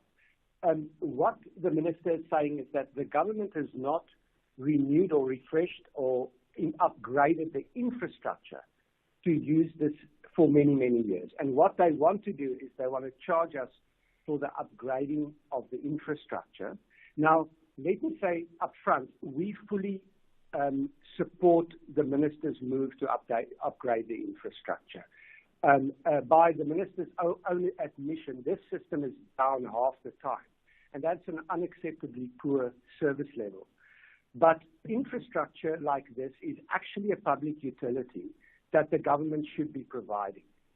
And although we are not in principle opposed to a fee increase, that fee increase should be at a level that is sustainable, that is affordable, that allows us to provide these services at an affordable level. And we've made in our open letter to the minister very specific proposals as to how to do this in a much more constructive and sustainable way. Yeah. Lastly, Mr. Yonka, why insist on this real-time peak hour? And those two factors are important. Real-time, also peak hour service, which is what will cost 10 Rand per transaction from the 1st of July, as opposed to doing what the minister says is available to you, which is the low-cost alternative of doing batch verifications off-peak, and that will be at 1 Rand per transaction. So why do you insist on this real-time and peak hour process and way of doing things? Thulasizwe, this is a very important point. You know, in the old days, and many of the traditional banks still run many of their processes overnight in batch. But the digital world, players like us, fintechs out there who serve the same customer base and so on, everything in our world is real time. And the real time is important both from a customer service perspective as well as a customer security perspective, because payments, for instance, are increasingly in real time. Account opening is in real time. And if we think about the practical implications for a customer, is if I'm a customer and I come to a Time Bank kiosk somewhere at a Boxer in a rural area, and I've come from my village to open a bank account, and I cannot verify the customer in real time, what I would need to do is I would need to collect the customer's biometrics and ask the customer to come back the next day to come and fetch their debit card, because I can't issue them a debit card and I can't open them the bank account until I've done that. So what I've done is I've now cost this customer an extra trip back and forth to town and a lot of inconvenience because I must wait for overnight in order to open that bank account. So that's just one example of the practical implications of not being able to do this real time. All right, I've got to leave it there for this morning. Thank you for your time. It's an interesting conversation that I believe we must pick up even with the department and the Minister of Home Affairs, Leon Schreiber. That's Conrad Yonka, who is founder and CEO of Time Group. This is SAFM Sport with Zai Khan. Good morning. Let's kick off with Mamelodi Sundowns. They face a do-or-die clash against the Brazilian giants Fluminense in their final FIFA Club World Cup group match tonight, 9 p.m. Coach Miguel Cardoso is building up to it as well. We knew that we wanted to play our football. We wanted to be loyal to the way we train, to our identity, to the level of expectations that we have from our fans, from the people that love us. And to respect the values of the club. So we put those things together in the pot, and that's what we want in the end of the match, if possible, so that we can try to be in the game until the end, but at the same time make it as close as possible to the highest limit of our identity as possible. More soccer. University of Johannesburg coach Ntabaleng Modiko insists she's extremely proud of their striker Adriel Imibe, who's received a call-up to the Banyana WAFCON squad. Now, Modiko, who's been working with Imibe from the age of 13, says the striker's late father would be extremely proud. Adriel, I would like to wish you all of the best. Remain humbled, remain calm, very much coachable. Learn. You're still at your youthful age, and there's so much that you're going to be learning at this event, and even being with the senior national side. Learn from the seniors that are around you, that are surrounding you, and also from the coaches. I mean, you are led by the best of the best. So all the message that I can give to you is go out there, have fun, and remember to make yourself proud. And finally, rugby, the green and gold is everything to me. These were the words of Vincent Chituka, who's set to make his Springbok debut this Saturday against the Barbarians at Cape Town Stadium. I have no doubt that there'll be a crowd and they'll be loud, and it will be an atmosphere that will be hard to forget. And I think for me, it's trying to put that aside and actually focus on bring the best foot forward for my game this weekend, because it's, as much as it isn't an official test, an opportunity for me at this level, and it's as close as a bite as I can get outside of that. So for me, it's everything. It's honestly everything, and I'm excited. I'm very excited for the game. We'll tackle more sport top of the hour. I'm Zai Khan. Good morning, I'm Anne Musa. In the headlines, Parliament's Standing Committee on Public Accounts has agreed to launch a committee inquiry into a range of allegations against the Road Accident Fund. It's the first committee inquiry of the 7th Parliament. The Elders Group has recalled struggle icon Nelson Mandela's advocacy for dialogue as they call for global respect for the rule of law amid ongoing tensions in the Middle East and elsewhere. And UNICEF has sharply criticized the system distributing food aid in Gaza by Israel and US-backed Gaza Humanitarian Foundation. I'll have details on these and other stories at 8. SAFM, guiding you through the rush hour traffic. Well, it is payday for a lot of people across the country, so more traffic as you get up and fill up the tank again. More traffic, more crashes. That's the equation. Had a collision on Joburg's R59 North at Reading Interchange. That's heavy arriving up from the Vaal. Crashes in amongst the roadworks on the R21 towards the airport, towards Pomona Road. That's heavy. It's even heavier going north with a pedestrian fatality opposite NGen Services on that R21 north towards Clayville. Big backlogs there almost to the Benoni exit. Collision N1 south at Samran, coming through from Bruckfontein slow. N3 north at Buccleuch. So traffic out of Germiston again. There's no gaps between Elan's Interchange and Buccleuch this morning. It's solid all the way through as you line up in towards that crash scene. And coming out of Mamelodi, an earlier collision on Solomon Mshlangu at the N4 highway. Still slowing traffic there as well. Durban, the M2 jamming from the M7 up through to Westwood Mall. Kumashu Highway is very busy from Mallandela Road through Duffs Road onto Chris Hardy for a trip into the Durban North area. M7 into Pinetown from Queensborough and the M13 out of Pinetown towards the Cowies Hill and Paradise Valley. That's all very slow. And Cape Town ahead of the big cold front that's arriving. The highway's busy. It's not as busy as you might expect around Cape Town. I think it's a bit of a stay away today given the weather conditions. N1 inbound from Plattekloof Hill, slow to Kuburg at a change. The M2 from Bunga Avenue at Langa backs up into Hospital Bends. Rob Byrne, SAFM Traffic. The business update on SAFM. Good morning to you once again in Dowling. The numbers are out from Stats South Africa. They don't look good on the jobs front. And it feels like we're constantly saying this. Dowling?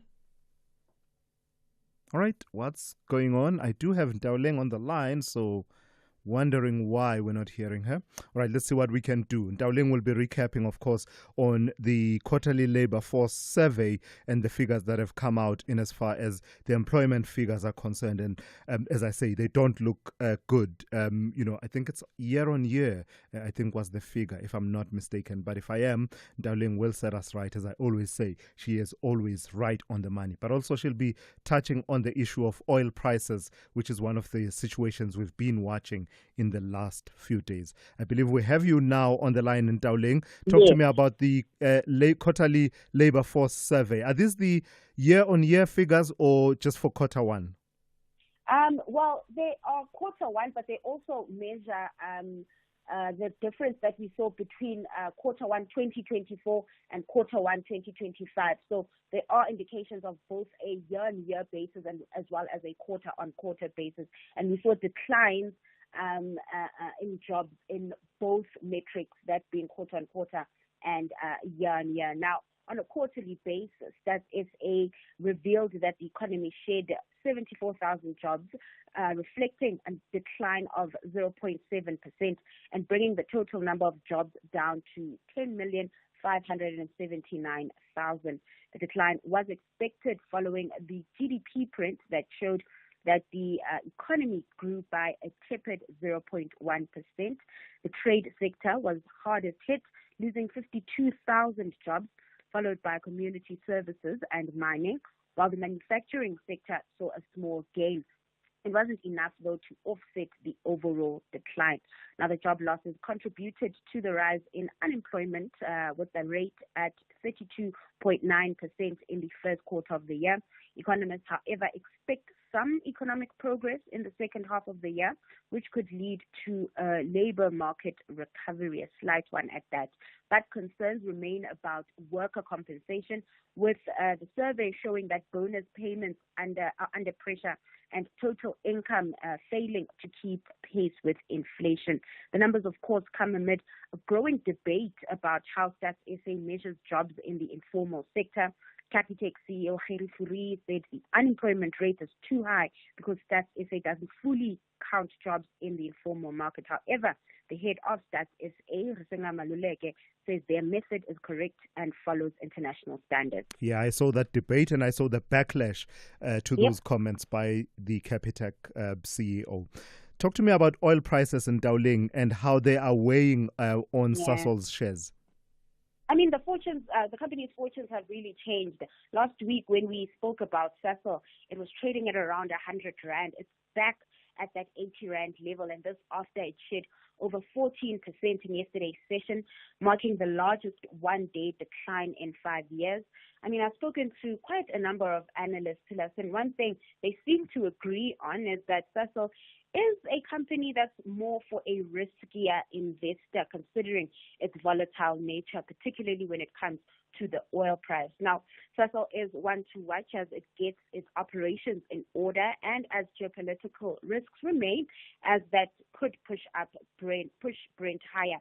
Initially, oil prices surged 3% after U.S. airstrikes on Iranian nuclear sites, but hopes of a ceasefire between Israel and Iran led to a decline. However, both countries have not halted strikes, and so uncertainty remains, with some analysts not confident that the ceasefire will hold. I looked at the oil price about a few minutes ago, and it's back at the levels we saw about 2 weeks ago before tensions escalated in the Middle East at that $65 per barrel mark. Right, Dowling, talk to me about how the markets are looking at this hour. Sorry, I got distracted. It's okay. Let's kick things off in Asia. Markets in positive territory, with the Hong Kong Hang Seng leading the gains up close to 0.7%. Sentiment remains upbeat, even though we haven't seen a total de-escalation of tensions in the Middle East. That positive sentiment we are seeing is also filtering through to Wall Street, with futures in the green. Besides developments between Iran and Israel, traders also digesting comments from the Fed.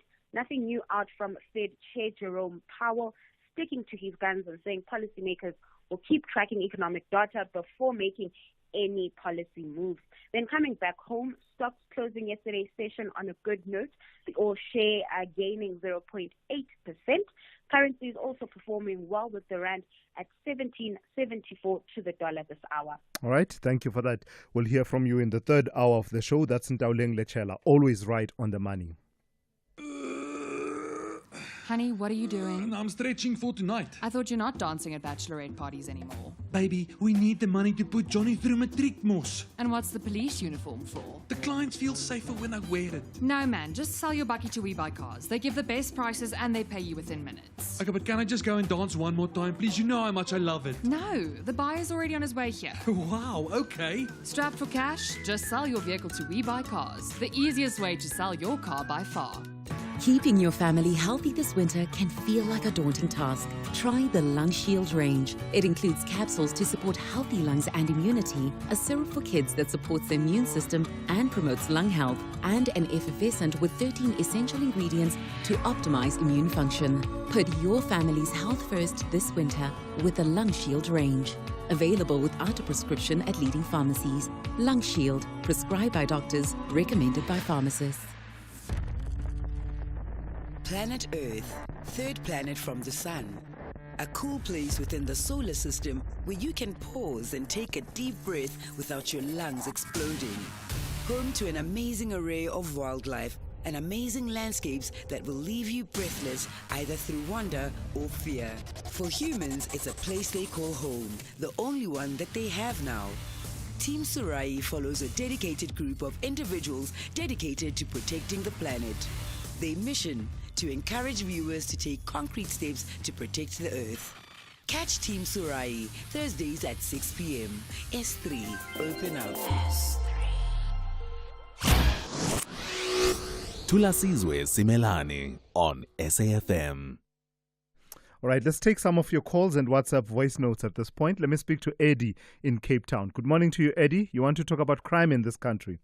Yes. Good morning, Tulas. I've got a comment on crime and then maybe a solution at the end, Sure. Tulas. You know, Love that. Please go ahead. Ever since you came back on SAFM, you've dealt with a couple of hashtags. There was Olorato. There was the guy in KZN who videoed himself killing his girlfriend. There's a couple. So I'm just trying to give you the shortest time and how we are so under siege.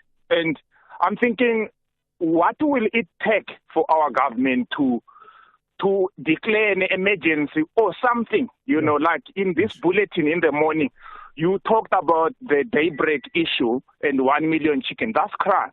Then we go to the violent crime, which is what I'm trying to talk about, to say, anytime I run a small business here, and I can't tell you, Tulas, how many times we get approached for extortion every day, you know, and we report these things, but there is no emergency.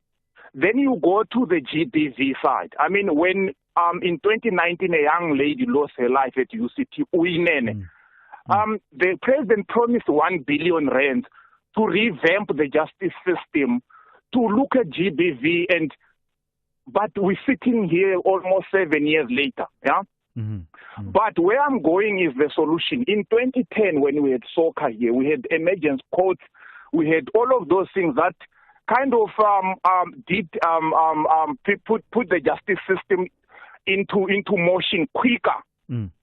Because you have one case where, for example, in Khayelitsha, where that lady was killed for a hate crime, it was postponed 15 or 20 times. Because the courts are so inundated. Yesterday you spoke, or the other day you spoke about someone at the magistrate met or something, and they were telling you about the backlog. So, but my solution is that let's go back to those things like a 2010 courts and have specialized investigations for this. Guys, we can't go on like this. I don't know if everyone sees it like I see it. I've got babies and kids, but I'm not sure how we bequeath this kind of country to our kids, Tulas, you know. Eddie, that's my comment, you know. Eddie, perfect call. I will not adulterate it with any other comment on my side. It's straight from the heart to the microphone from Eddie. And hopefully someone heard what Eddie is saying, the authentic voice of a citizen. Just summing up the feeling of many, many citizens. I don't want to add anything. Government, leaders, you heard for yourselves a representative voice of one of your citizens. Let me go to Bushielo in Mamelodi. Good morning to you. You want to talk to me about poultry farming? Yeah, good morning, Thulasizwe Simelane. Thank you so much for taking my call. Sure. My comment is based on I'm a seasonal farmer and an independent farm advisor. So what that thing raised me about, I remember a couple of years ago, there was a prominent politician in Northwest who neglected pig and died as a result of his or her negligence, but he just got away with it. So I hope when they deal with that matter, they must deal with fair and square. And then the challenge is, I'm saying this as farmers, most poultry farmers, especially blacks in farming, there's no support for that thing. And then the government is busy exporting all chicken from wherever it comes from, and then they don't do anything with that thing. And the other thing, last part is that cannibalism, when the chicken eat each other, they don't eat each other as a result of hunger. It's a result of a deficiency, lack of certain minerals in this nutrition. That's my part. So sorry, Bushielo, just say a bit more about poultry. It's a difficult business, is it not? Poultry farming.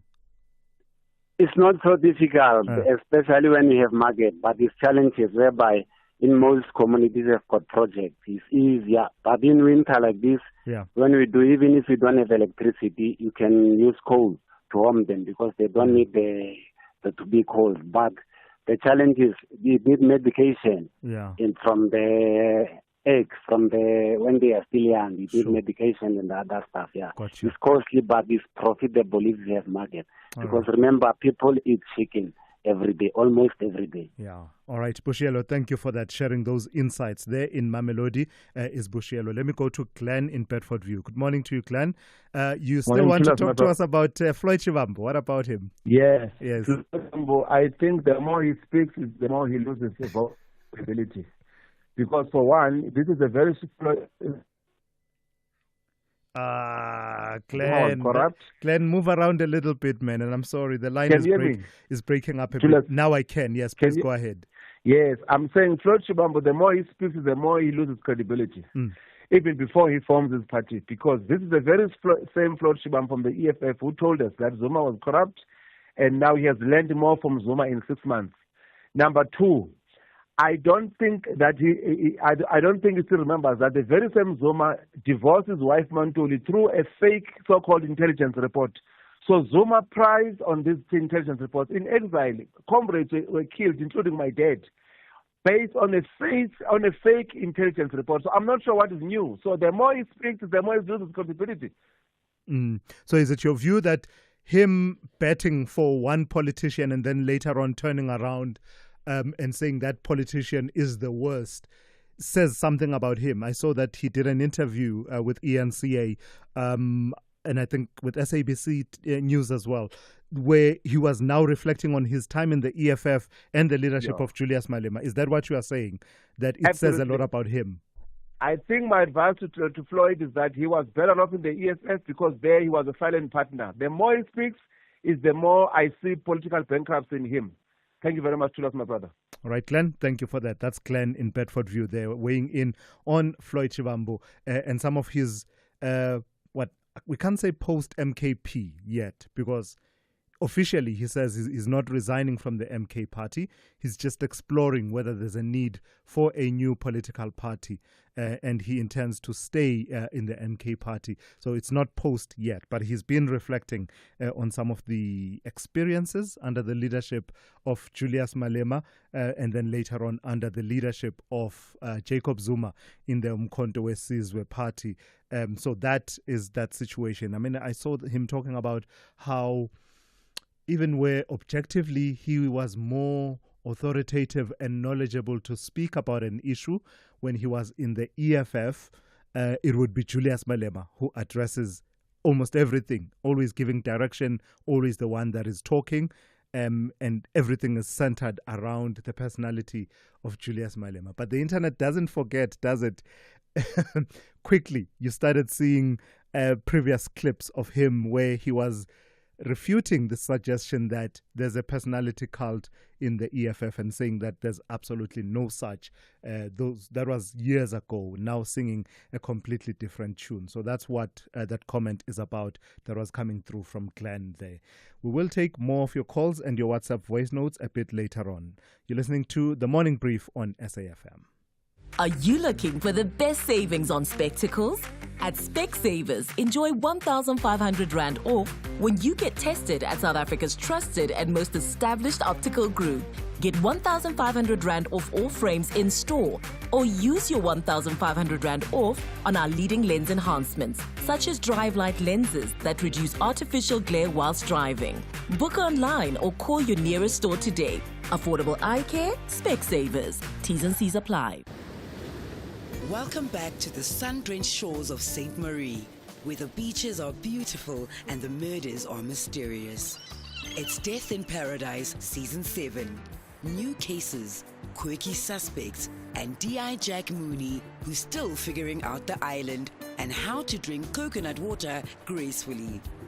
Catch the show where paradise meets puzzling crime, because even in paradise, someone always has a secret. Death in Paradise Season 7, Wednesdays at 9 p.m. on S3. Starts 28 May. S3, open up.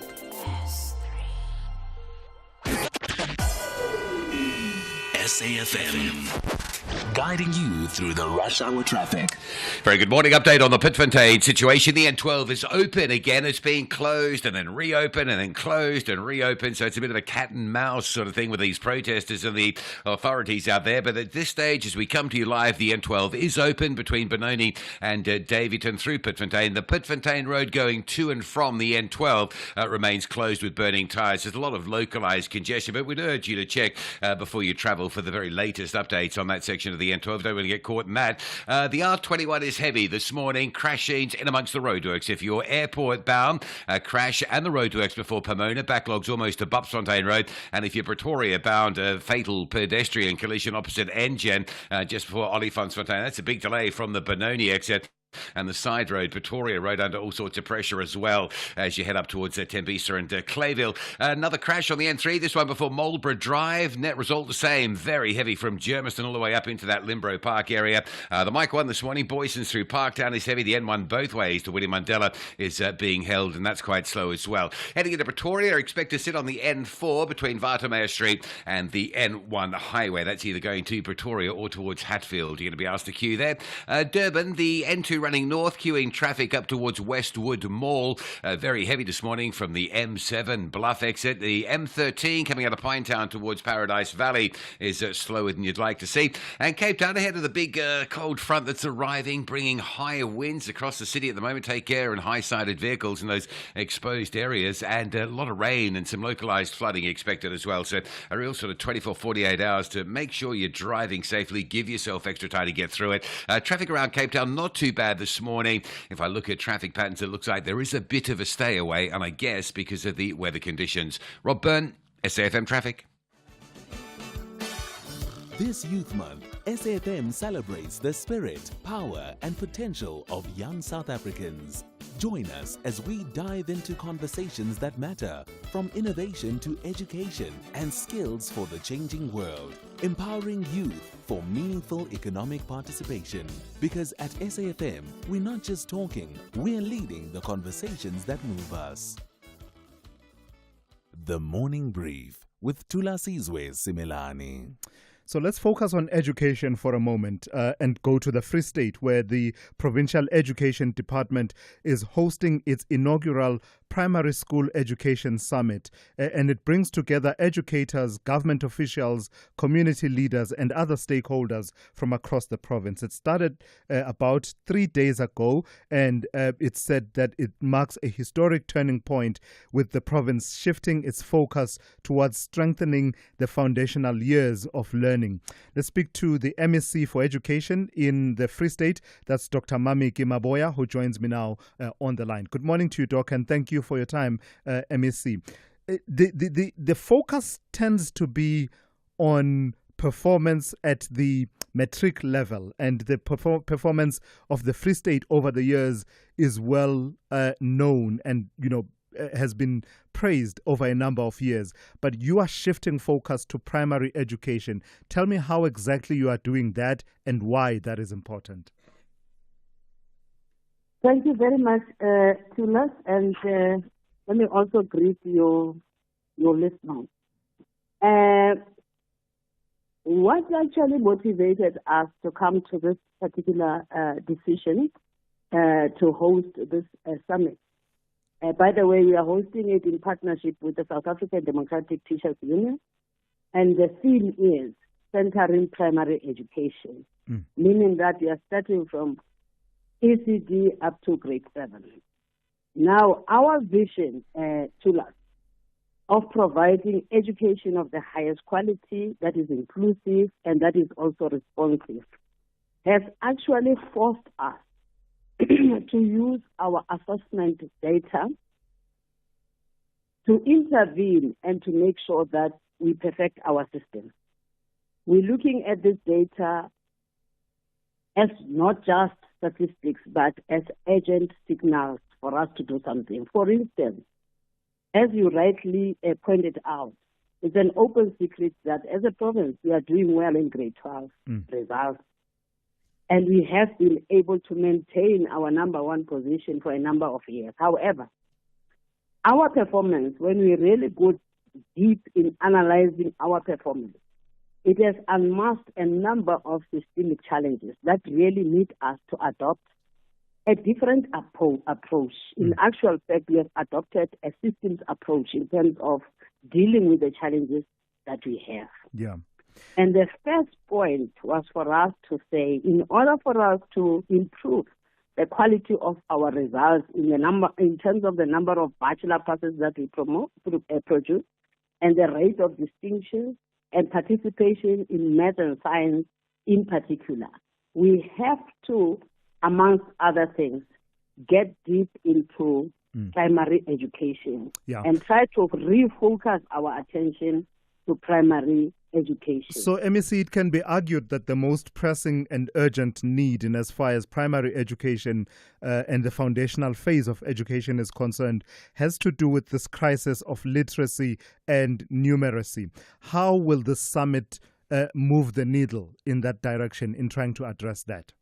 You are quite correct, Thulas. We know by now that 81% of our grade 4 learners in South Africa are unable to read for meaning in any language. And also in math and science, we are not doing well in terms of performance of our grade 5 and 6 in South Africa. Now,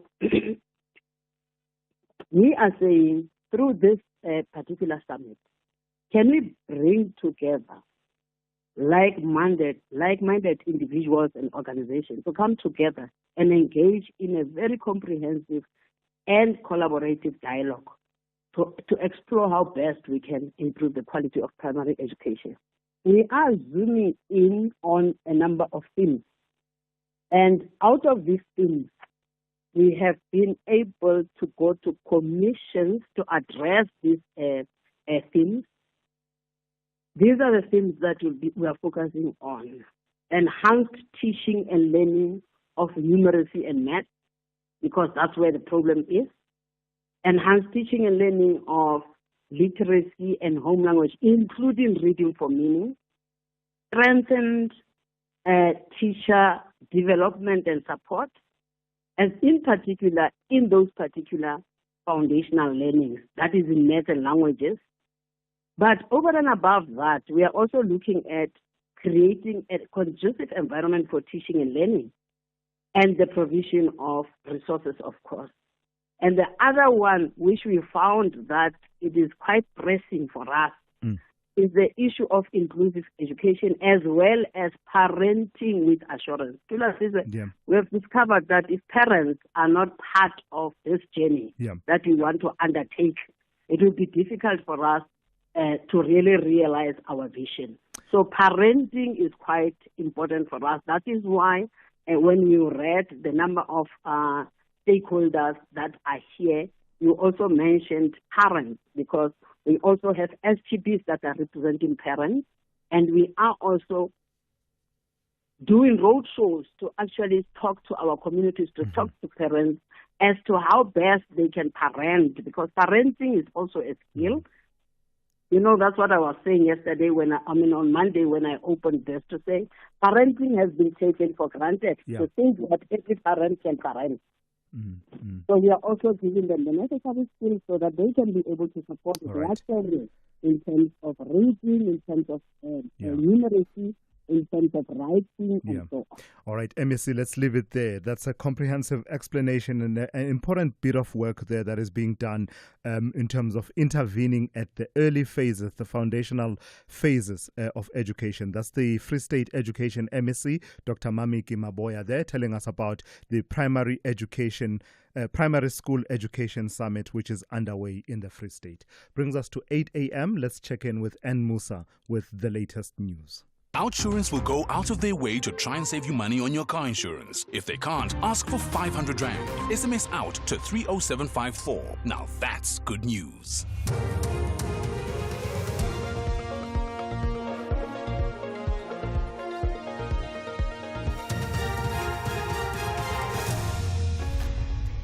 In our top stories, Scopa to launch an inquiry into the Road Accident Fund, and UN agency slams US-backed Gaza aid effort.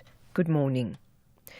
Parliament's Standing Committee on Public Accounts has agreed to launch a committee inquiry into a range of allegations against the Road Accident Fund. It's the first committee inquiry of the 7th Parliament. Scopus says after months of trying to get financial information from the RAF board and its executive management, the committee has decided to go this route. The committee says the Road Accident Fund has made its task of oversight difficult by not providing truthful and supporting information. Abria Babi reports. The list of concerns range from RAF failing to do adequate background checks on senior management and executive appointments who regularly deal with large amounts of public funds. Some of these appointees have previously had allegations of reckless financial management decisions levelled against them. Scopus says these allegations all point to a failure by the board to properly oversee management. The committee will approve the terms of reference on the 1st of July, and the inquiry will take place after the August recess. The Elders Group has recalled struggle icon Nelson Mandela's advocacy for dialogue as they call for global respect for the rule of law amid ongoing tensions in the Middle East and elsewhere. The group of prominent leaders say US and Israeli strikes on Iran are illegal and sends a dangerous message about the normalization of might over the rule of law. The elders say these strikes cannot be justified as legitimate self-defense in terms of the UN Charter. The spokesperson for the elders, William French. The elders are deeply concerned at the long-term implications of these illegal actions on the security of the Middle East, but also on global respect for the rule of law. Diplomacy continues to offer the best way to prevent Iran from acquiring a nuclear weapon and to de-escalate tensions across the region. The elders always recall the words of their founder, Nelson Mandela, "The best weapon is to sit down and talk." The Red Meat Producers Organization, the RPO, says the foot-and-mouth outbreak is more of an economic crisis than an animal health crisis. It says that while the state-led vaccination program is kicked off, much more needs to be done to provide market access to affected farmers through foot-and-mouth certified abattoirs. Fraki Maria is of the RPO. We need to sell our animals to feedlots. This is the time of the year where we usually generate our income, and now everything holds to a standstill. So the big issue is basically an economic crisis and not so much animal disease or animal health crisis. So let's say, for example, you're in the Northwest, even if you have received your vaccines and the animals was vaccinated and you can start to slaughter them, if there's no registered abattoir for F&B slaughters close to you, you can basically not market your animals. An 8-year-old child has died and over 120 people have been left displaced after a fire ripped through the Zone O informal settlement at Kayamandi and Stellenbosch in the Western Cape. Humanitarian aid organisation Gift of the Givers says 43 structures were destroyed and the child's grandmother is in a critical condition in hospital. The organisation spokesperson Alisa Blaise says this is part of a growing trend of winter fires in informal areas as residents try to stay warm. He says the organisation will provide hot meals, bottled water, hygiene packs, baby care packs and blankets. This incident comes as another cold front is expected to hit the Western Cape today. And finally, the United Nations Children's Fund UNICEF has sharply criticized the US and Israel-backed food distribution system in Gaza. UNICEF spokesperson James Elder says depriving a population of food and then forcing them to go to a combat zone to receive aid was absurd. He was speaking to the BBC after Israeli troops were reported to have killed another 46 Palestinians waiting for food handouts yesterday. Elder says the deaths would continue until the system changed. We won't see a decrease in these, unfortunately, because there's no way to get a system right. As long as you deprive food to a majority of population and force them, the only place they can go is into a combat site, you will keep seeing these mass casualty events. It's abhorrent. Recapping the top story, Parliament's Standing Committee on Public Accounts has agreed to launch a committee inquiry into a range of allegations against the Road Accident Fund. It's the first committee inquiry of the 7th Parliament. For SAFM News, I am Anne Musa. Those were the top stories for this hour. Don't miss out on a possible car insurance saving. SMS out to 30754 for a quote. Outsurance, where you always get something out. Have you heard the latest news? Vincent, a 40-year-old man, wanted to save money on his car insurance premium, so he got a quote from Outsurance. Vincent now saves a massive 990 Rand a month on his 2022 Ford Ranger 2.2 litre. Get a quote today. See how much Outsurance could save you on your car insurance. Call 08600 60,000 or visit outsurance.co.za. You always get something out. Licensed insurer and FSP. T's, C's and information online. It's a very good morning to you. In your SFM Sports Headlines, soccer news. Banyana are Morocco bound, and coach Desiree Ellis confirming the squad for the Women's Africa Cup of Nations. And rugby history will be made this Saturday as the Springboks face the Barbarians for the first time on home soil. Details just before 8:30. SAFM, guiding you through the rush hour traffic. Good morning. The R21 between Pretoria and the airport, very heavy this morning. Not only the long-term never-ending construction, but also some crashes. A fatal pedestrian crash opposite Engen heading towards Pretoria. That's a big backlog from the Benoni exit, and a crash in the roadworks by Pomona on your way to the airport, so that's pretty heavy as well. Joburg's N1 queuing up into William Mandela both directions. Crash on the N3 north at Marlborough Drive. Traffic coming through from Bedford via Galuli stays heavy. There's also big traffic between Boysons and Melrose on the Mike 1 on your way slowly towards Sandton, and the N14, the Krugersdorp Highway heading to Pretoria, queuing up into Brockfontein interchange. Durban's N2 remains heavy at this hour with queues from the M7 moving up to Westwood Mall. The M4 around Virginia Airport slow, both going to and from Umhlanga. And driving into Cape Town, the storm is now arriving, so expect some high winds, expect heavy rain and localised flooding. Please drive very carefully across the Cape Town region. Stationary truck at Plattekloof on your way out of town, and the N1 into town from Plattekloof Hill all the way through to the city centre is quite busy. A lot of traffic on Jan Smuts around Klipfontein Road as well in the Athlone area. With your traffic update, I'm Rob Byrne.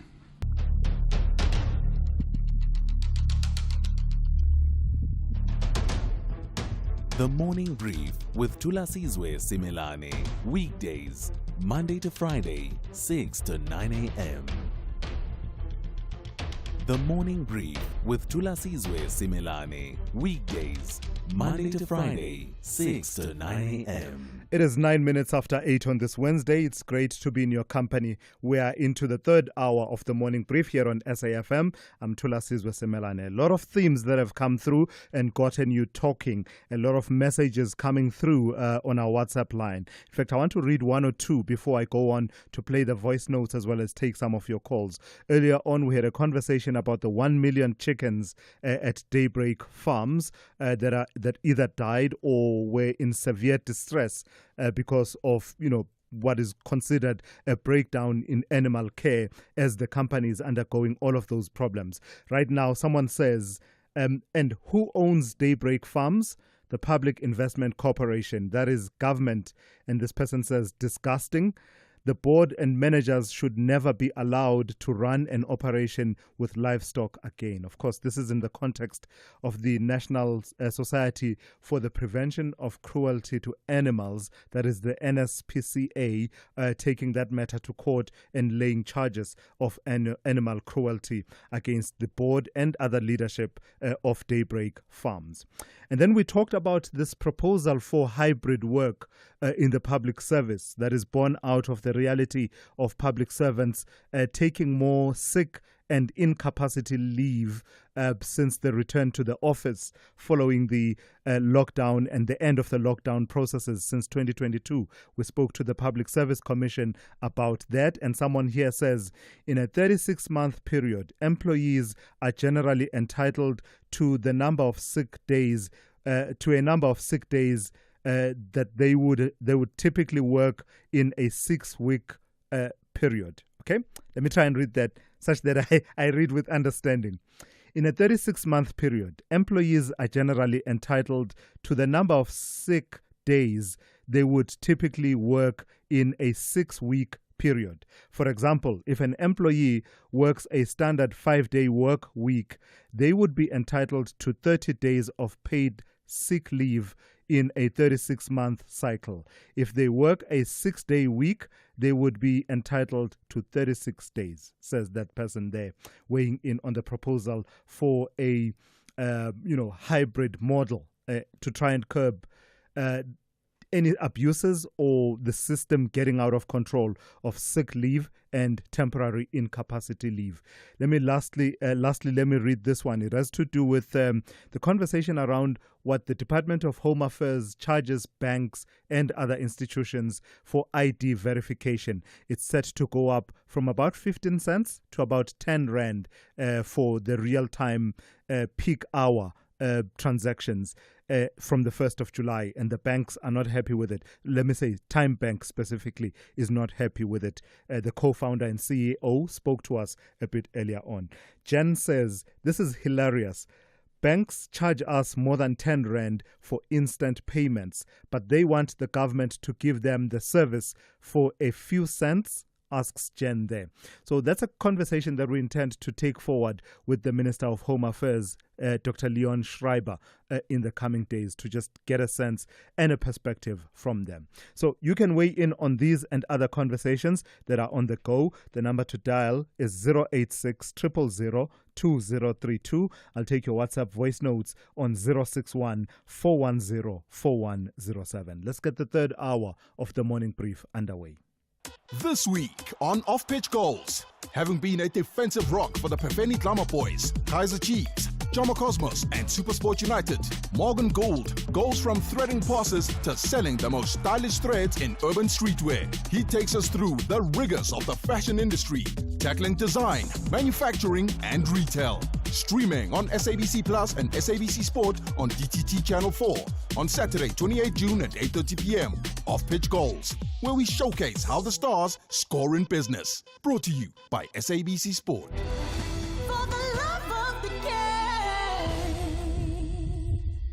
Mr. Govinda, congrats on the retirement. You just sold your car to We Buy Cars. Tell us about it. Yes, it just gathered dust in the garage, so I exchanged it for cold hard cash. Now my wife and I can enjoy a stress-free retirement. Retiring the car as you retire. Nice.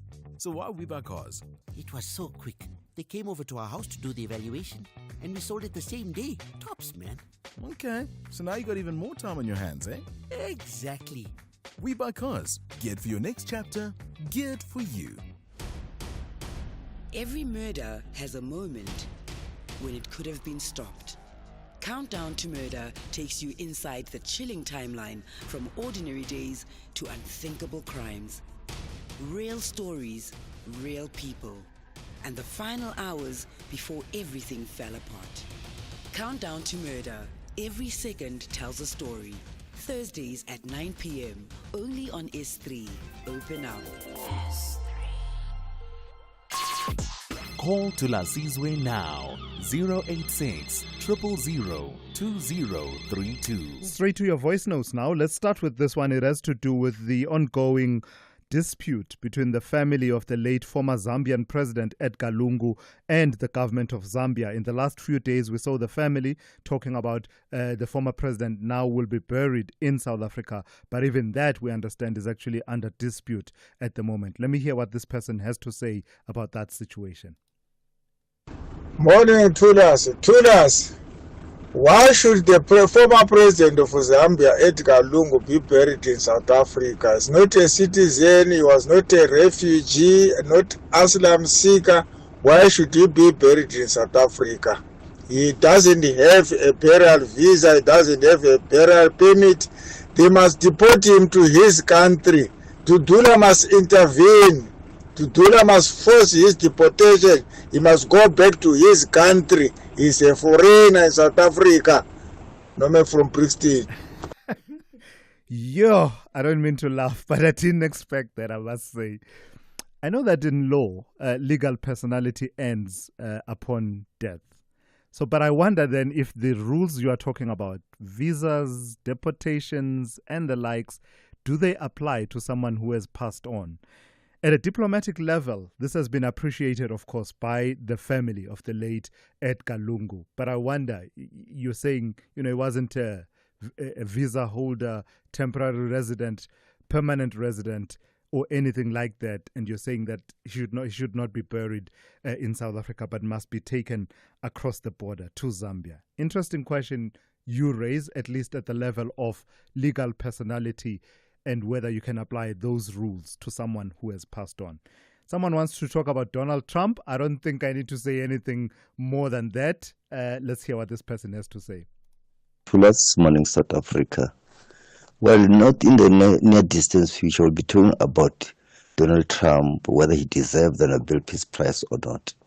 We'll be divided simply because we are not aware that the U.S.-Israeli so-called humanitarian death trap, it's killing innocent people, aid seekers in queues every day, ever since the collapse of the ceasefire.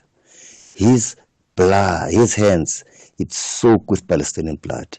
Can he receive the Nobel Peace Prize? Major from Guatemala. Thank you for that. And it's an important and interesting debate because I know that he wants it. I think there's no question about it that he wants the Nobel Peace Prize.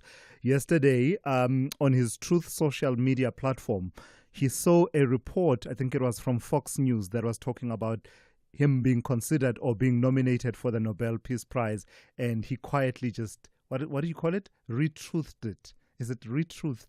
Retruth. When you repost something on Truth Social, that's what he did. And it's an open secret that he wants that. Did you see how upset he was? He ended up using a swear word. That's how upset he was when it appeared that there was a violation of the ceasefire. It seemed to me he was particularly angry at Israel and their response to the rockets or missiles that were fired after the ceasefire had kicked in, and Israel said they would then go back and start bombing again. And he was really, really upset. He ended up using the F word. So I don't know to what extent what he does is motivated by what the desire to win a Nobel Peace Prize. But if we're talking peace, all the components of peace, the attendant issues of justice and peace go together. His overall role in promoting world peace, I suppose that would be the assessment. And whether the Nobel Peace Prize always goes to someone who deserves it is another debate, right? Because sometimes it feels like the committee wants to nudge you in a particular direction, and therefore they will award you, even though there are questions about whether or not you deserve it. Let me hear what this person has to say about banks and the issue of home affairs. Good morning, Thulas and your team. This is Sakilin Tsugwin from Gontlabellingal.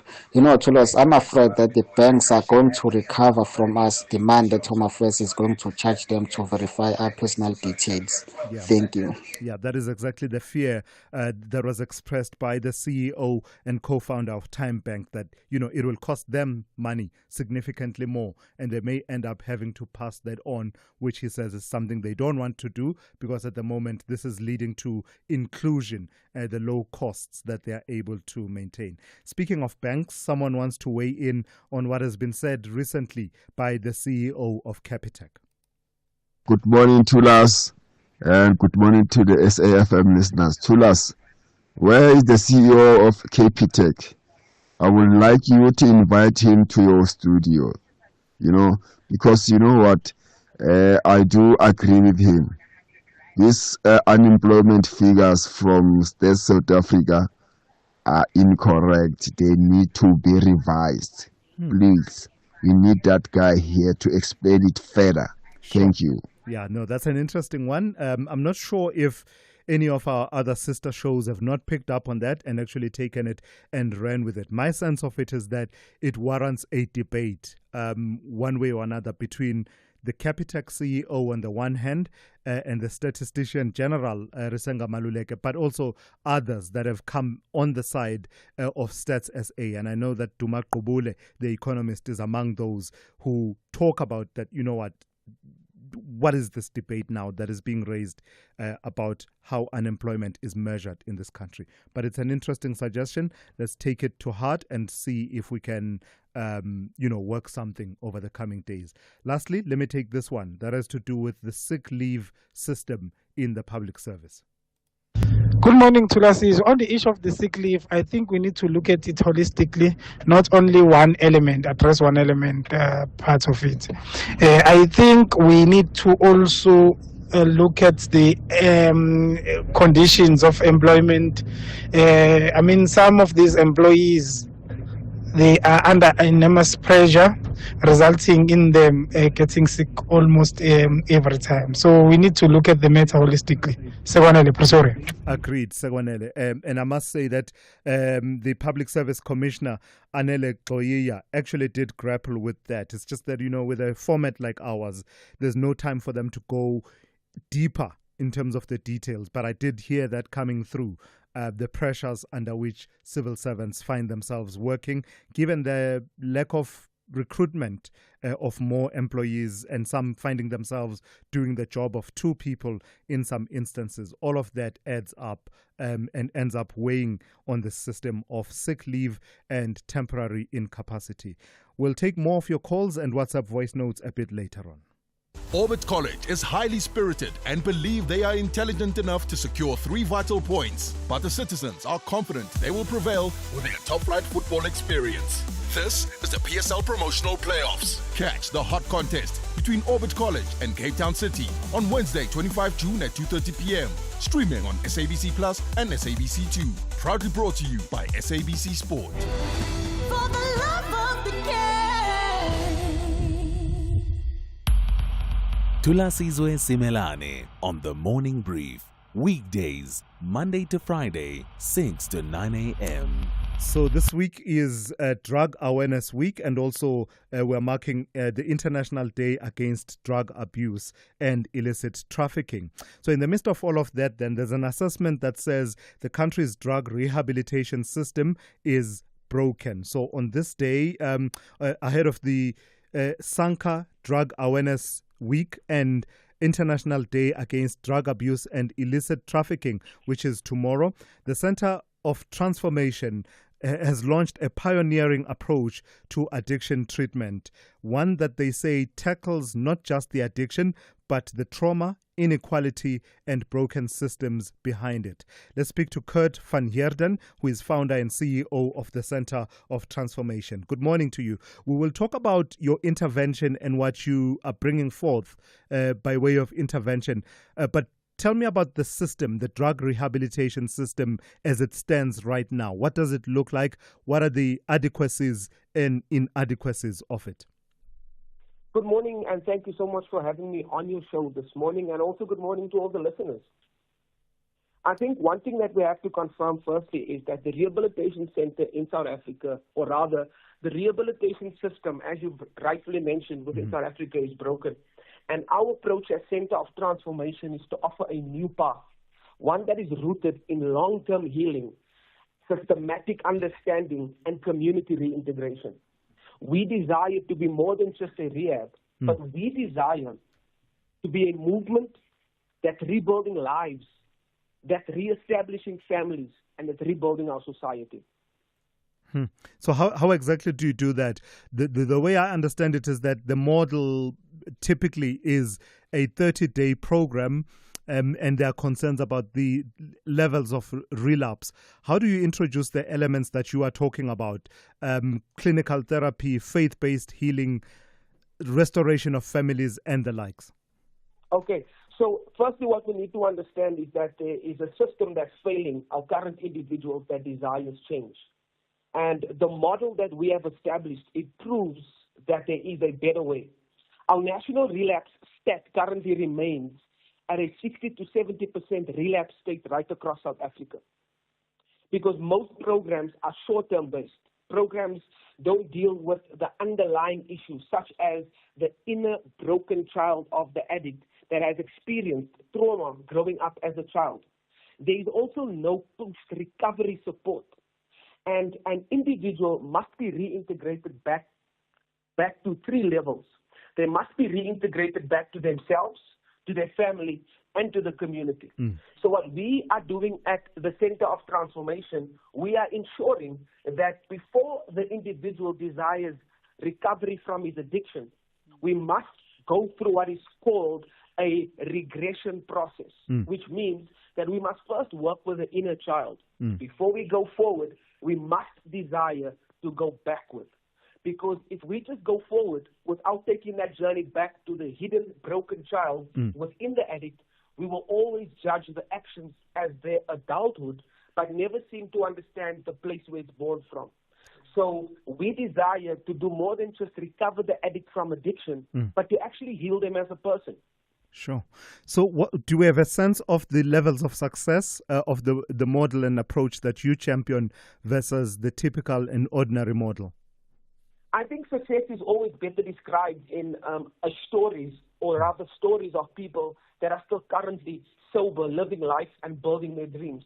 I'll share one with you in particular about a man who booked into our facility just 9 years ago after we founded the organization in the year 2015. He booked in 2016.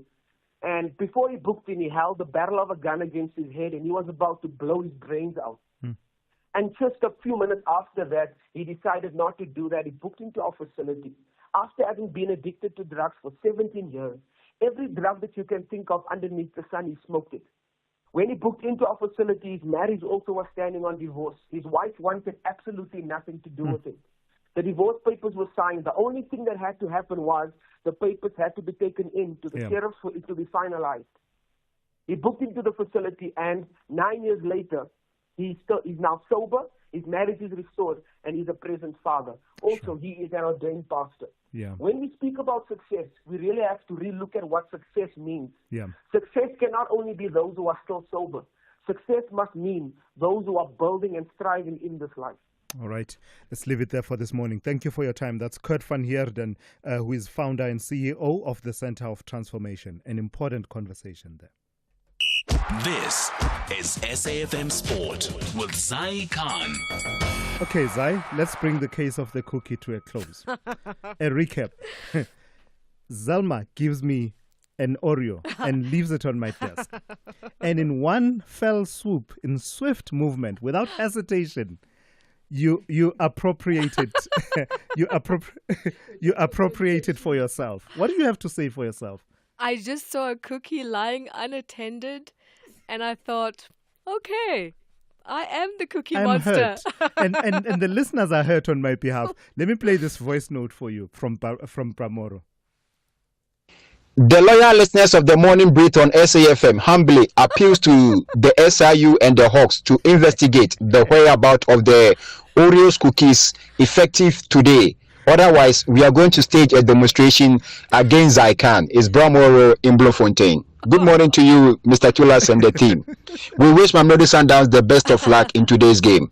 Bramoro, thank you for that. And lastly, the cruelty of it was underscored by one Kanya Bonani, right, from the Talking Point team, sending me a picture and saying, no, your cookie has been found.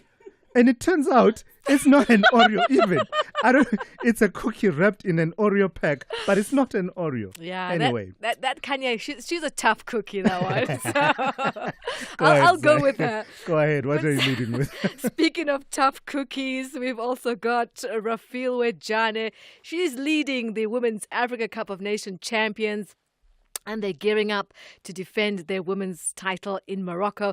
Jane, who lifted the crown in 2022, insists that the team's mindset remains unchanged. At the moment, there's no time left for the games to start, but we are doing everything that we can, that with the limited time that we have, we use it very wisely. We do a lot of tactical work, a lot of video analysis, and also have a lot of conversations amongst the players, because, you know, we've got quite a number of new players, some young, some are returning, so we have to get them ready for the tournament. So it's a work in progress, but by the time the tournament starts, we'll be ready. All right, let's focus on Mamelodi Sundowns now. They have a do-or-die clash against Brazilian giants Fluminense tonight. And it's 9 p.m. It's the FIFA Club World Cup group match, currently third in Group F. Sundowns need nothing less than a win to qualify for a round of 16. We've also got the PSL promotion relegation playoff, which is heating up. Ombud College FC will meet Cape Town City in their latest round-robin clash at the Olympia Park Stadium. Kickoff is at 3 p.m. this afternoon. You can catch it live on SABC Sport. And finally, cricket, Ben Duckett's 149 that led England to a target of 371, one of the all-time great run chasers to beat India in the final day of the first test at Headingley. Here's England captain Ben Stokes. To start the series off with a victory in the way that we've done it, it's been a very hard-fought one. It's been a long, tough old, I shouldn't say slog, because that sounds like old school, but it's just been proper effort from everyone with the ball in the field, and we got put under some pressure with the bat, but we were able to fend that off. And being here 1-0 up is obviously a great start, but there's 4 more games. And that's where we leave it for now. We'll swing back with more sport. That's with Bye, John Cookie Monster. Yeah. Anyway, well, let's let the cookie crumble like this. Bye for now. Good morning, I'm Anne Musa. In the headlines, South Africa will today host the third G20 Sherpas meeting in Sun City in the northwest. This comes as the world has been on tenterhooks following a ceasefire in the war between Iran and Israel. Parliament's Standing Committee on Public Accounts has agreed to launch a committee inquiry into a range of allegations against the Road Accident Fund. It's the first committee inquiry of the 7th Parliament, and hundreds of people in Kenya are expected to take to the streets across the country today to mark the 1 year since the start of anti-tax demonstrations that left at least 60 people dead. I'll have details on these and other stories at 9. SAFM, guiding you through the rush hour traffic. It's been a very busy morning across Gauteng highways. There's now been a crash on the M1 North going up to Winnie Mandela, so from Randburg up towards the Fourways exit. That's all backed up. The Mike 1 is absolutely full between Boysons and Sandton up to Greyston Drive. The N3, no gaps really between Bedford View and the breakdown up at Buccleuch Interchange. And then the chaos that is the R21 this morning, a pedestrian fatality near the engine services at Tembisa. If you're leaving the airport, the queue is ridiculous from the Benoni exit up through Bupsfontein and up on your way to Clayville. The side road, Pretoria Road, taking a big overflow of diverting pressure. Also some roadworks on the R21 towards Pomona Road, holding traffic towards the airport, and that's also got a crash scene as well. N14, you're going to be asked to sit on the Krugersdorp Highway up into Bruckfontein Interchange, heading through to Pretoria as well. Durban starting to ease off the N2, a little bit busy through Spaghetti Junction, but nowhere near what it was earlier this morning. Cape Town's N2 inbound at Somerset West is very slow. A crash on the M1 out of town at Durban Road, just slowing traffic arriving from Plattercliff Hill, and a lot of congestion around Athlone this morning. Jan Smuts at Klipfontein's heavy. Klipfontein through Sabran Park towards the M5, very slow. And a crash on the M5 North before Racecourse Road at Kenilworth, causing delays coming through from Ottery. Rob Byrne, SAFM Traffic. The business update on SAFM. For the last update of the morning, let's turn to Ndauleng once again. Ndauleng, a loan recently extended to South Africa by the World Bank. It is specific. It's about infrastructure and the likes. Some people scrutinizing it. National Treasury is defending it. That's right, Thulas, and the Deputy Finance Minister, David Masondo, has defended the government's recent 27 billion rand loan agreement with the World Bank, stating that the funding aligns with the National Treasury's commitment to responsible and sustainable borrowing. Now, the loan aims, as you mentioned, to support infrastructure spending and structural reforms, which Masondo believes will drive economic growth and enable the country to service its debt. Masondo also emphasized that borrowing is not inherently bad, but rather it's the purpose of the loan that matters. Now, Treasury has received backlash following the announcement, with the EFF raising concerns about the loan, citing South Africa's high debt service costs, which exceed 426 billion rands per year. The party has proposed amendments to the Public Finance Management Act to limit the executive's borrowing powers and require prior parliamentary approval for foreign loans, as well as full public disclosure of loan terms and conditions. Masondo, however, assured that the Treasury's approach remains disciplined and transparent, and the loan will help bridge funding gaps in areas like energy, logistics, and water. Yeah, I don't know about you, Ndauling. I see a lot of rich irony in the city of Johannesburg quibbling with its electricity bill and saying it's too high and then being threatened with being cut off and then getting into negotiations for a negotiated settlement. There's a lot of irony there, given what happens with ratepayers in this city. But that's exactly what has happened with City Power and Eskom. Yes, Thulasizwe, City Power working on paying off its debt with both Eskom and City Power reaching a settlement agreement with 3.2 billion rand over a disputed electricity bill that had threatened to disrupt power supply here in Johannesburg. Now, the agreement follows, of course, that notice issued by Eskom in November warning to cut power supply to the city over a 4.9 billion rand bill owed by City Power. After intervention by Electricity Minister Jose Ramokgopa, City Power agreed to pay 1.4 billion rand, and an independent evaluation was then conducted to resolve the disputed amount. Now, the South African National Energy Development Institute led a technical assessment to determine the accurate amount owed. According to Minister Ramokgopa, City Power will pay the settled amount of 3.2 billion rands over 4 years. And in a media briefing, Ramokgopa said City Power and Eskom, or rather the settlement amount that will be paid over 4 years is 3.2 billion rands. However, there will be a relief in the payment of about 830 million rands, which has been written off. Both Eskom and the ministry added that the expectation now is that City Power continues to maintain the current account. Yeah, what was that old song? Samsokolo. Sisokola sonke. We are all making payment arrangements here, including those stakeholders, including those who make us make payment arrangements. Lastly, Ndauling, what kind of a trading day can we expect today? So stocks likely to open positive, Thulas, with investors betting on a ceasefire in the Middle East.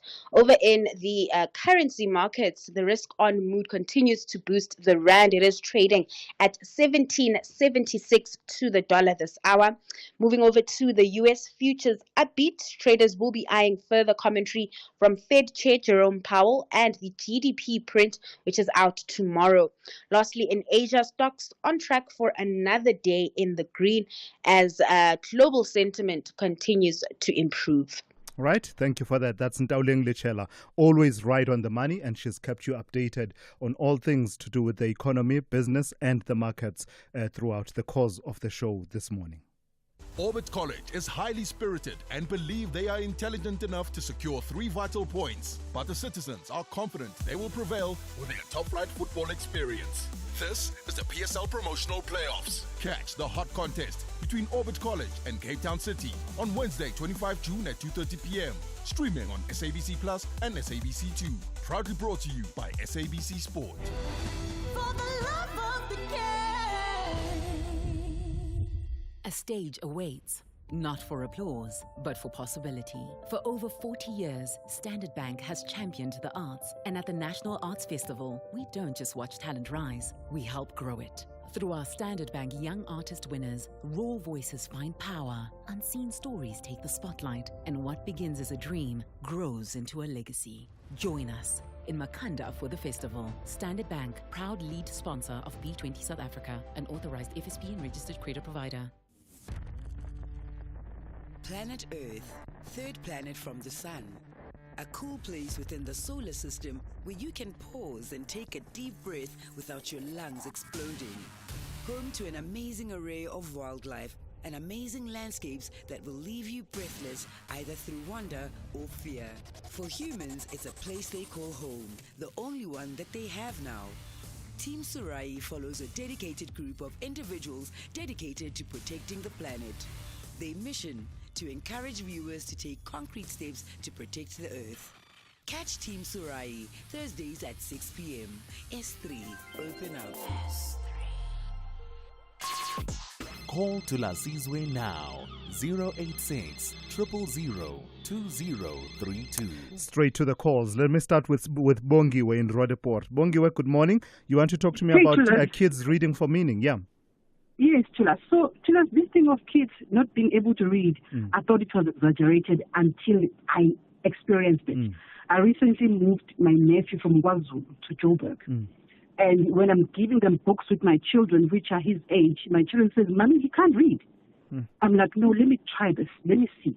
I discovered that Tulas, he could not read A, B, C, D up to that at grade 3. Yes. And I said, "No, let's try isiZulu. Let's do R, A, E, O, U." He couldn't, Tulas. Yeah. And when I'm trying to push him, I can see the child wants to cry. This is how difficult this thing was. Yeah. Yeah. And I go to the department, I say, "I have an issue. A child can't read." They say to me, "I am number 300 to see a child psychologist or an educational psychologist." Number 300, you know. And when I'm consulting other teachers, other schools, they're saying, "You know what, Bonwe, you're wasting your time. Go to a private educational psychologist." And I did that. And how old is this child we're talking about, Bongi? 10. Yeah. Sure. And then the report came back and said the child has never been taught how to read. He has never been taught how to do phonics. He has never been taught how to do sounds. No, I agree with you. Look, sometimes it is an educational, psychology issue, a learning challenge. But in many, many cases, it is about the levels at which they've been able to attain the skill in the first place. And I can say this when Abongiwe, with a bit of authority from lived experience. I helped my daughter, who is 9 years old and in grade 3, to deal with that situation of reading for meaning. And I can see that it needs consistency, just every day, just make it enjoyable for them to read. And it doesn't come naturally. So we do need a movement of parents who are able, of course, because socioeconomics dictate that sometimes parents are just not. But wherever possible, we should be plugged in and involved. But this is the thing, Tulas. I took this boy to a private school, and he can now read. It happened in 3 months. So my point is, people who think we need a summit to know what's wrong are crazy. Kids need to be taught. They sat down with him and they taught him to read. And they gave me work as well to say, this is what I need to do at home. Yeah. And we sat together and we read. And this is one thing before I go.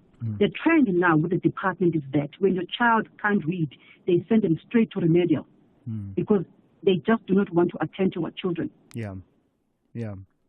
Sure. Bongiwe, thank you for that. It's absolutely a challenge, I think, and Bongiwe has set it out nicely for all of us.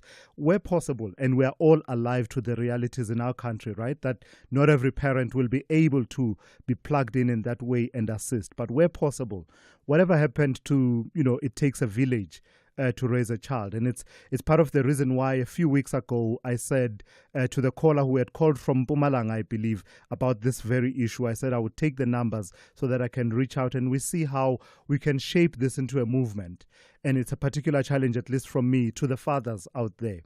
Get involved. Get plugged in. Where your schedule allows, make time, be intentional to make time to get involved with all of this. You will realize the need that is out there to assist with the reading and numeracy as far as children go.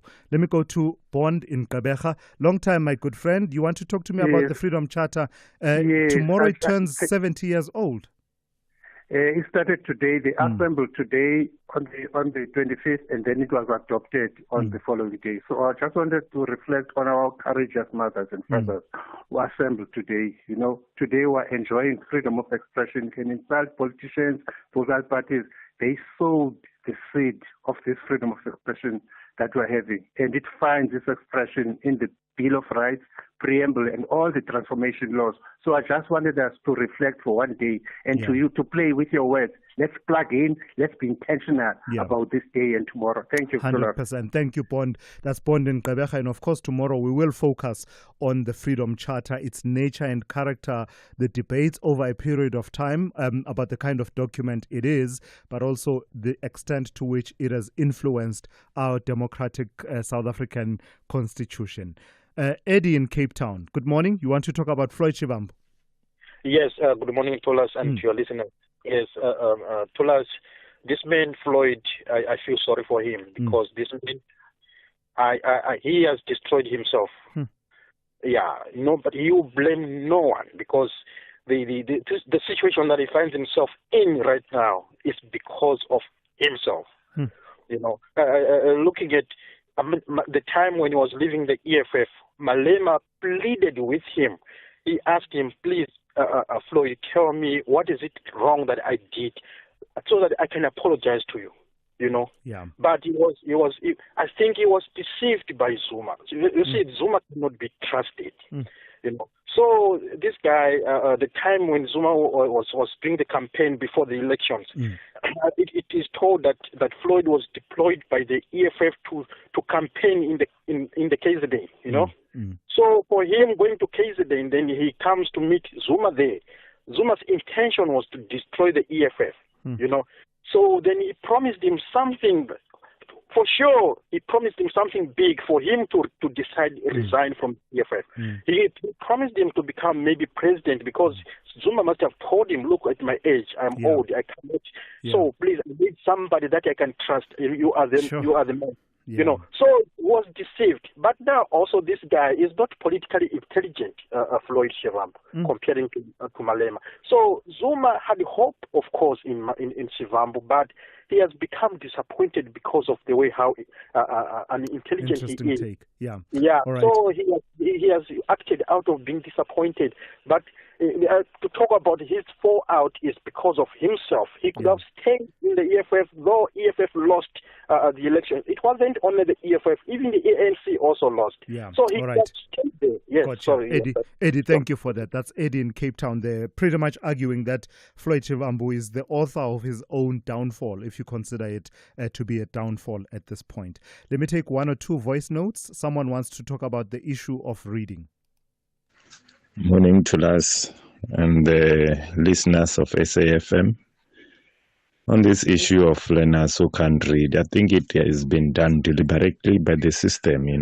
They are giving us a diluted education. You can say our children are at the mercy of these politicians. It is intentionally done.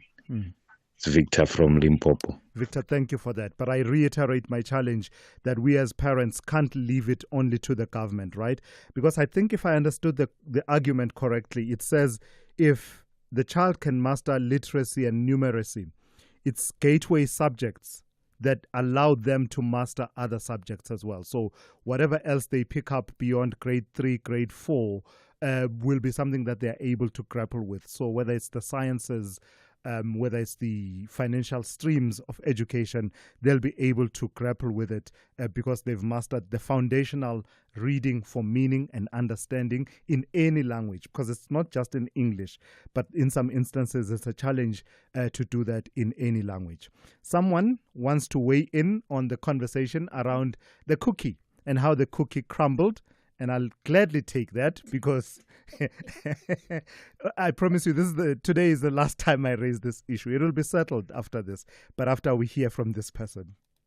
Tulas, this cookie issue is very serious. Maybe I must buy them for you anyway, because I've got money, Mos. I can buy them for you, Mos. And then, hey, Zaigan has really worked you out, Mos. It's an important issue.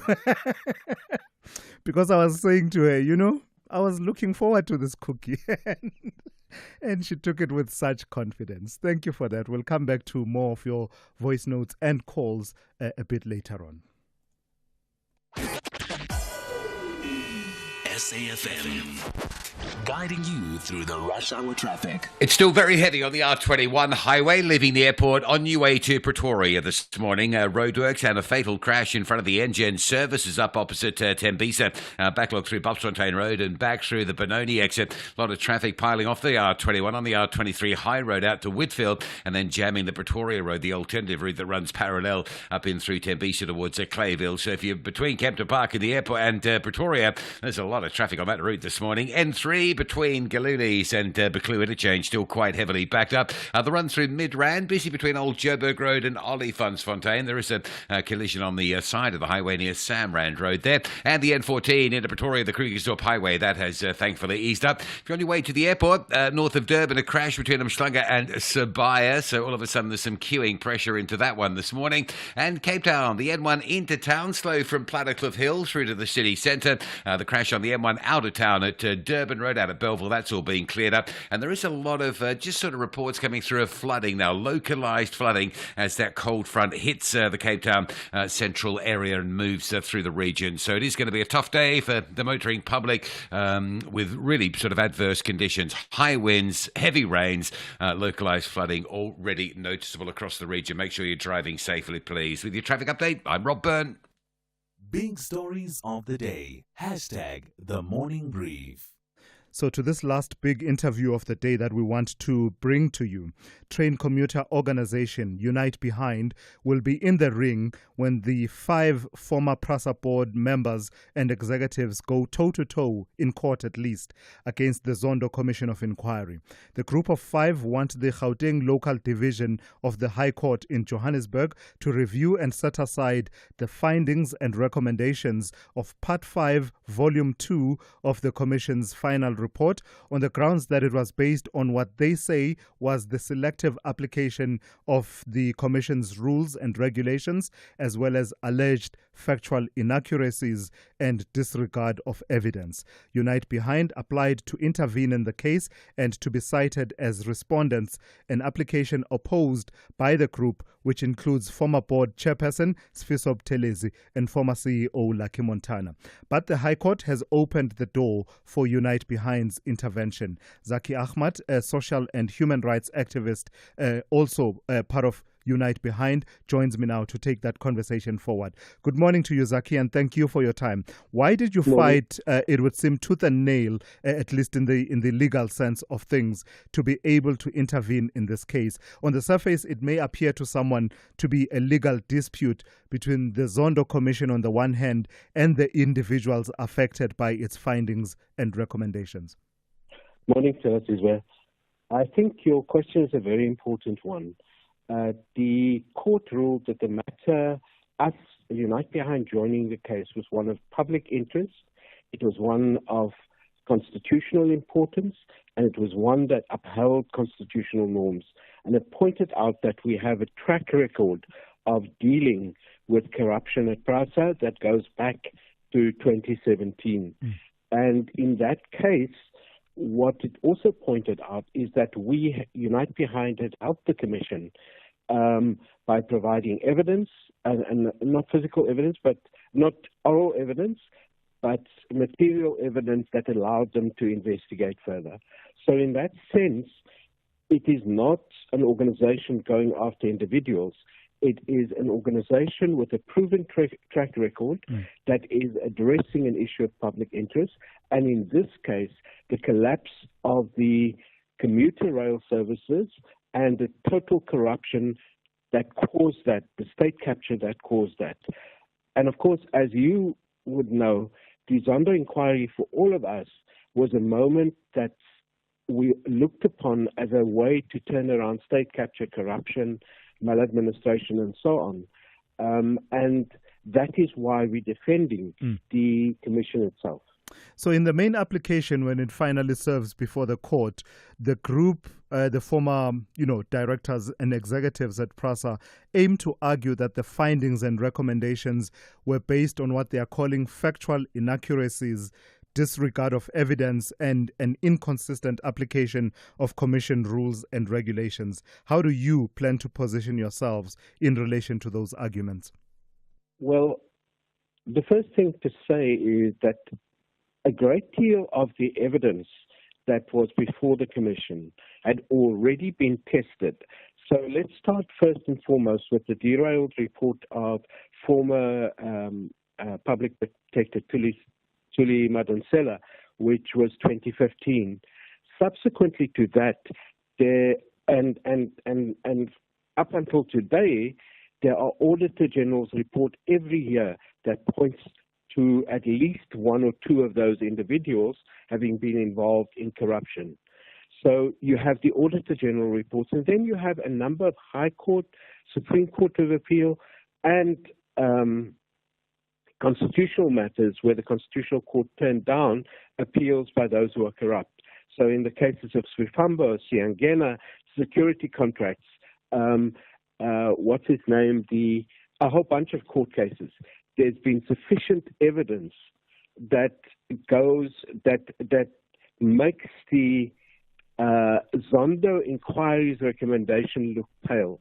If you also look at the investigations that were started by Treasury of almost 300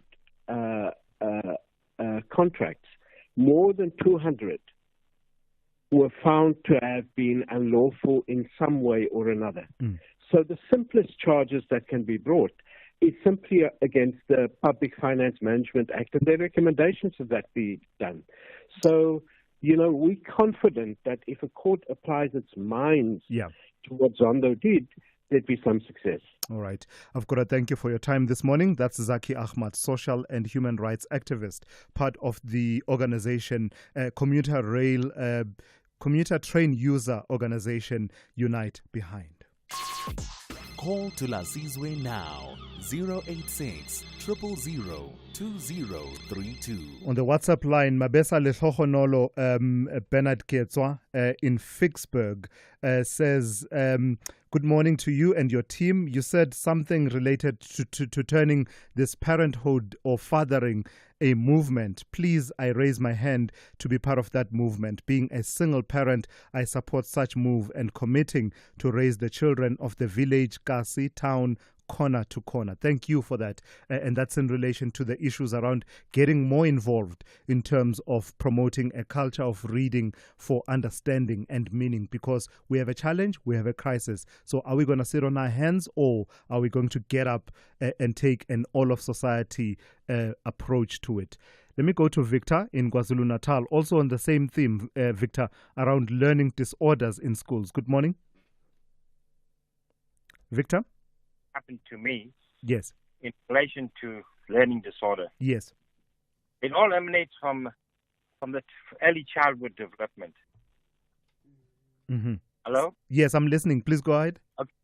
I grew up on a farm. Okay. And the farm schools, when you was class 1, class 2, it was no teaching. They only kept you under the tree, and they spoke to you. They told you stories, When I moved to the city when I was in standard 1, okay, I never knew phonics or nothing. And this reading was difficult because they give you a book, you can't read, and nobody did anything about it. They just passed to you, When it came to standard 3, then I decided they put me into special class. Going to special class it made it even worse because they don't teach you there, and they just keep you, and tell you stories and things in nature and try and pick you up. Yeah. But eventually I found a criteria how to start learning to read. And eventually I finished my schooling career. Yeah. And I actually got a diploma in engineering. And I spent 40 years working in the engineering field. Yeah. No, thank you for that. I did on my own because the problem is at the early childhood development, they don't teach them correctly how to read. All right. But there's two things about it, Yeah. But when I started, what I found out was, at my age, in that particular years, they was not prepared to teach people how to read. They were supposed people to just go over a certain, criteria. Victor, thank you for that. That's Victor in KZN. Early childhood development, very important. You'll know, of course, that there have been moves that make it now to be compulsory part of education. It is now part of the schooling path, and that shift to take it from social development and incorporate it within education. That's part of what government has been doing. Let's see what comes out of that. Just lastly, let me read this message. It says, I'm listening to the lady you just talked to now about a child who can't read, and I think it's Bongiwe. She is not alone. That thing happens all over the country. Why they closed the colleges of education where teachers were trained properly in all of this. Our government is to be blamed. In Kwakwa, there were lots of colleges is it Tsia or Chia? Tsia, I would imagine. Tsia, Bunamelo, Latzipi, College of Education. These colleges were producing quality teachers, but our government chose to close them. Our government is killing our children, says that message that has come through there. So I have to leave it there. Thank you for listening and thank you for your engagement. The Talking Point is up next here on SAFM, coming through after the news. I'm Thulasizwe Simelane, and you've been briefed.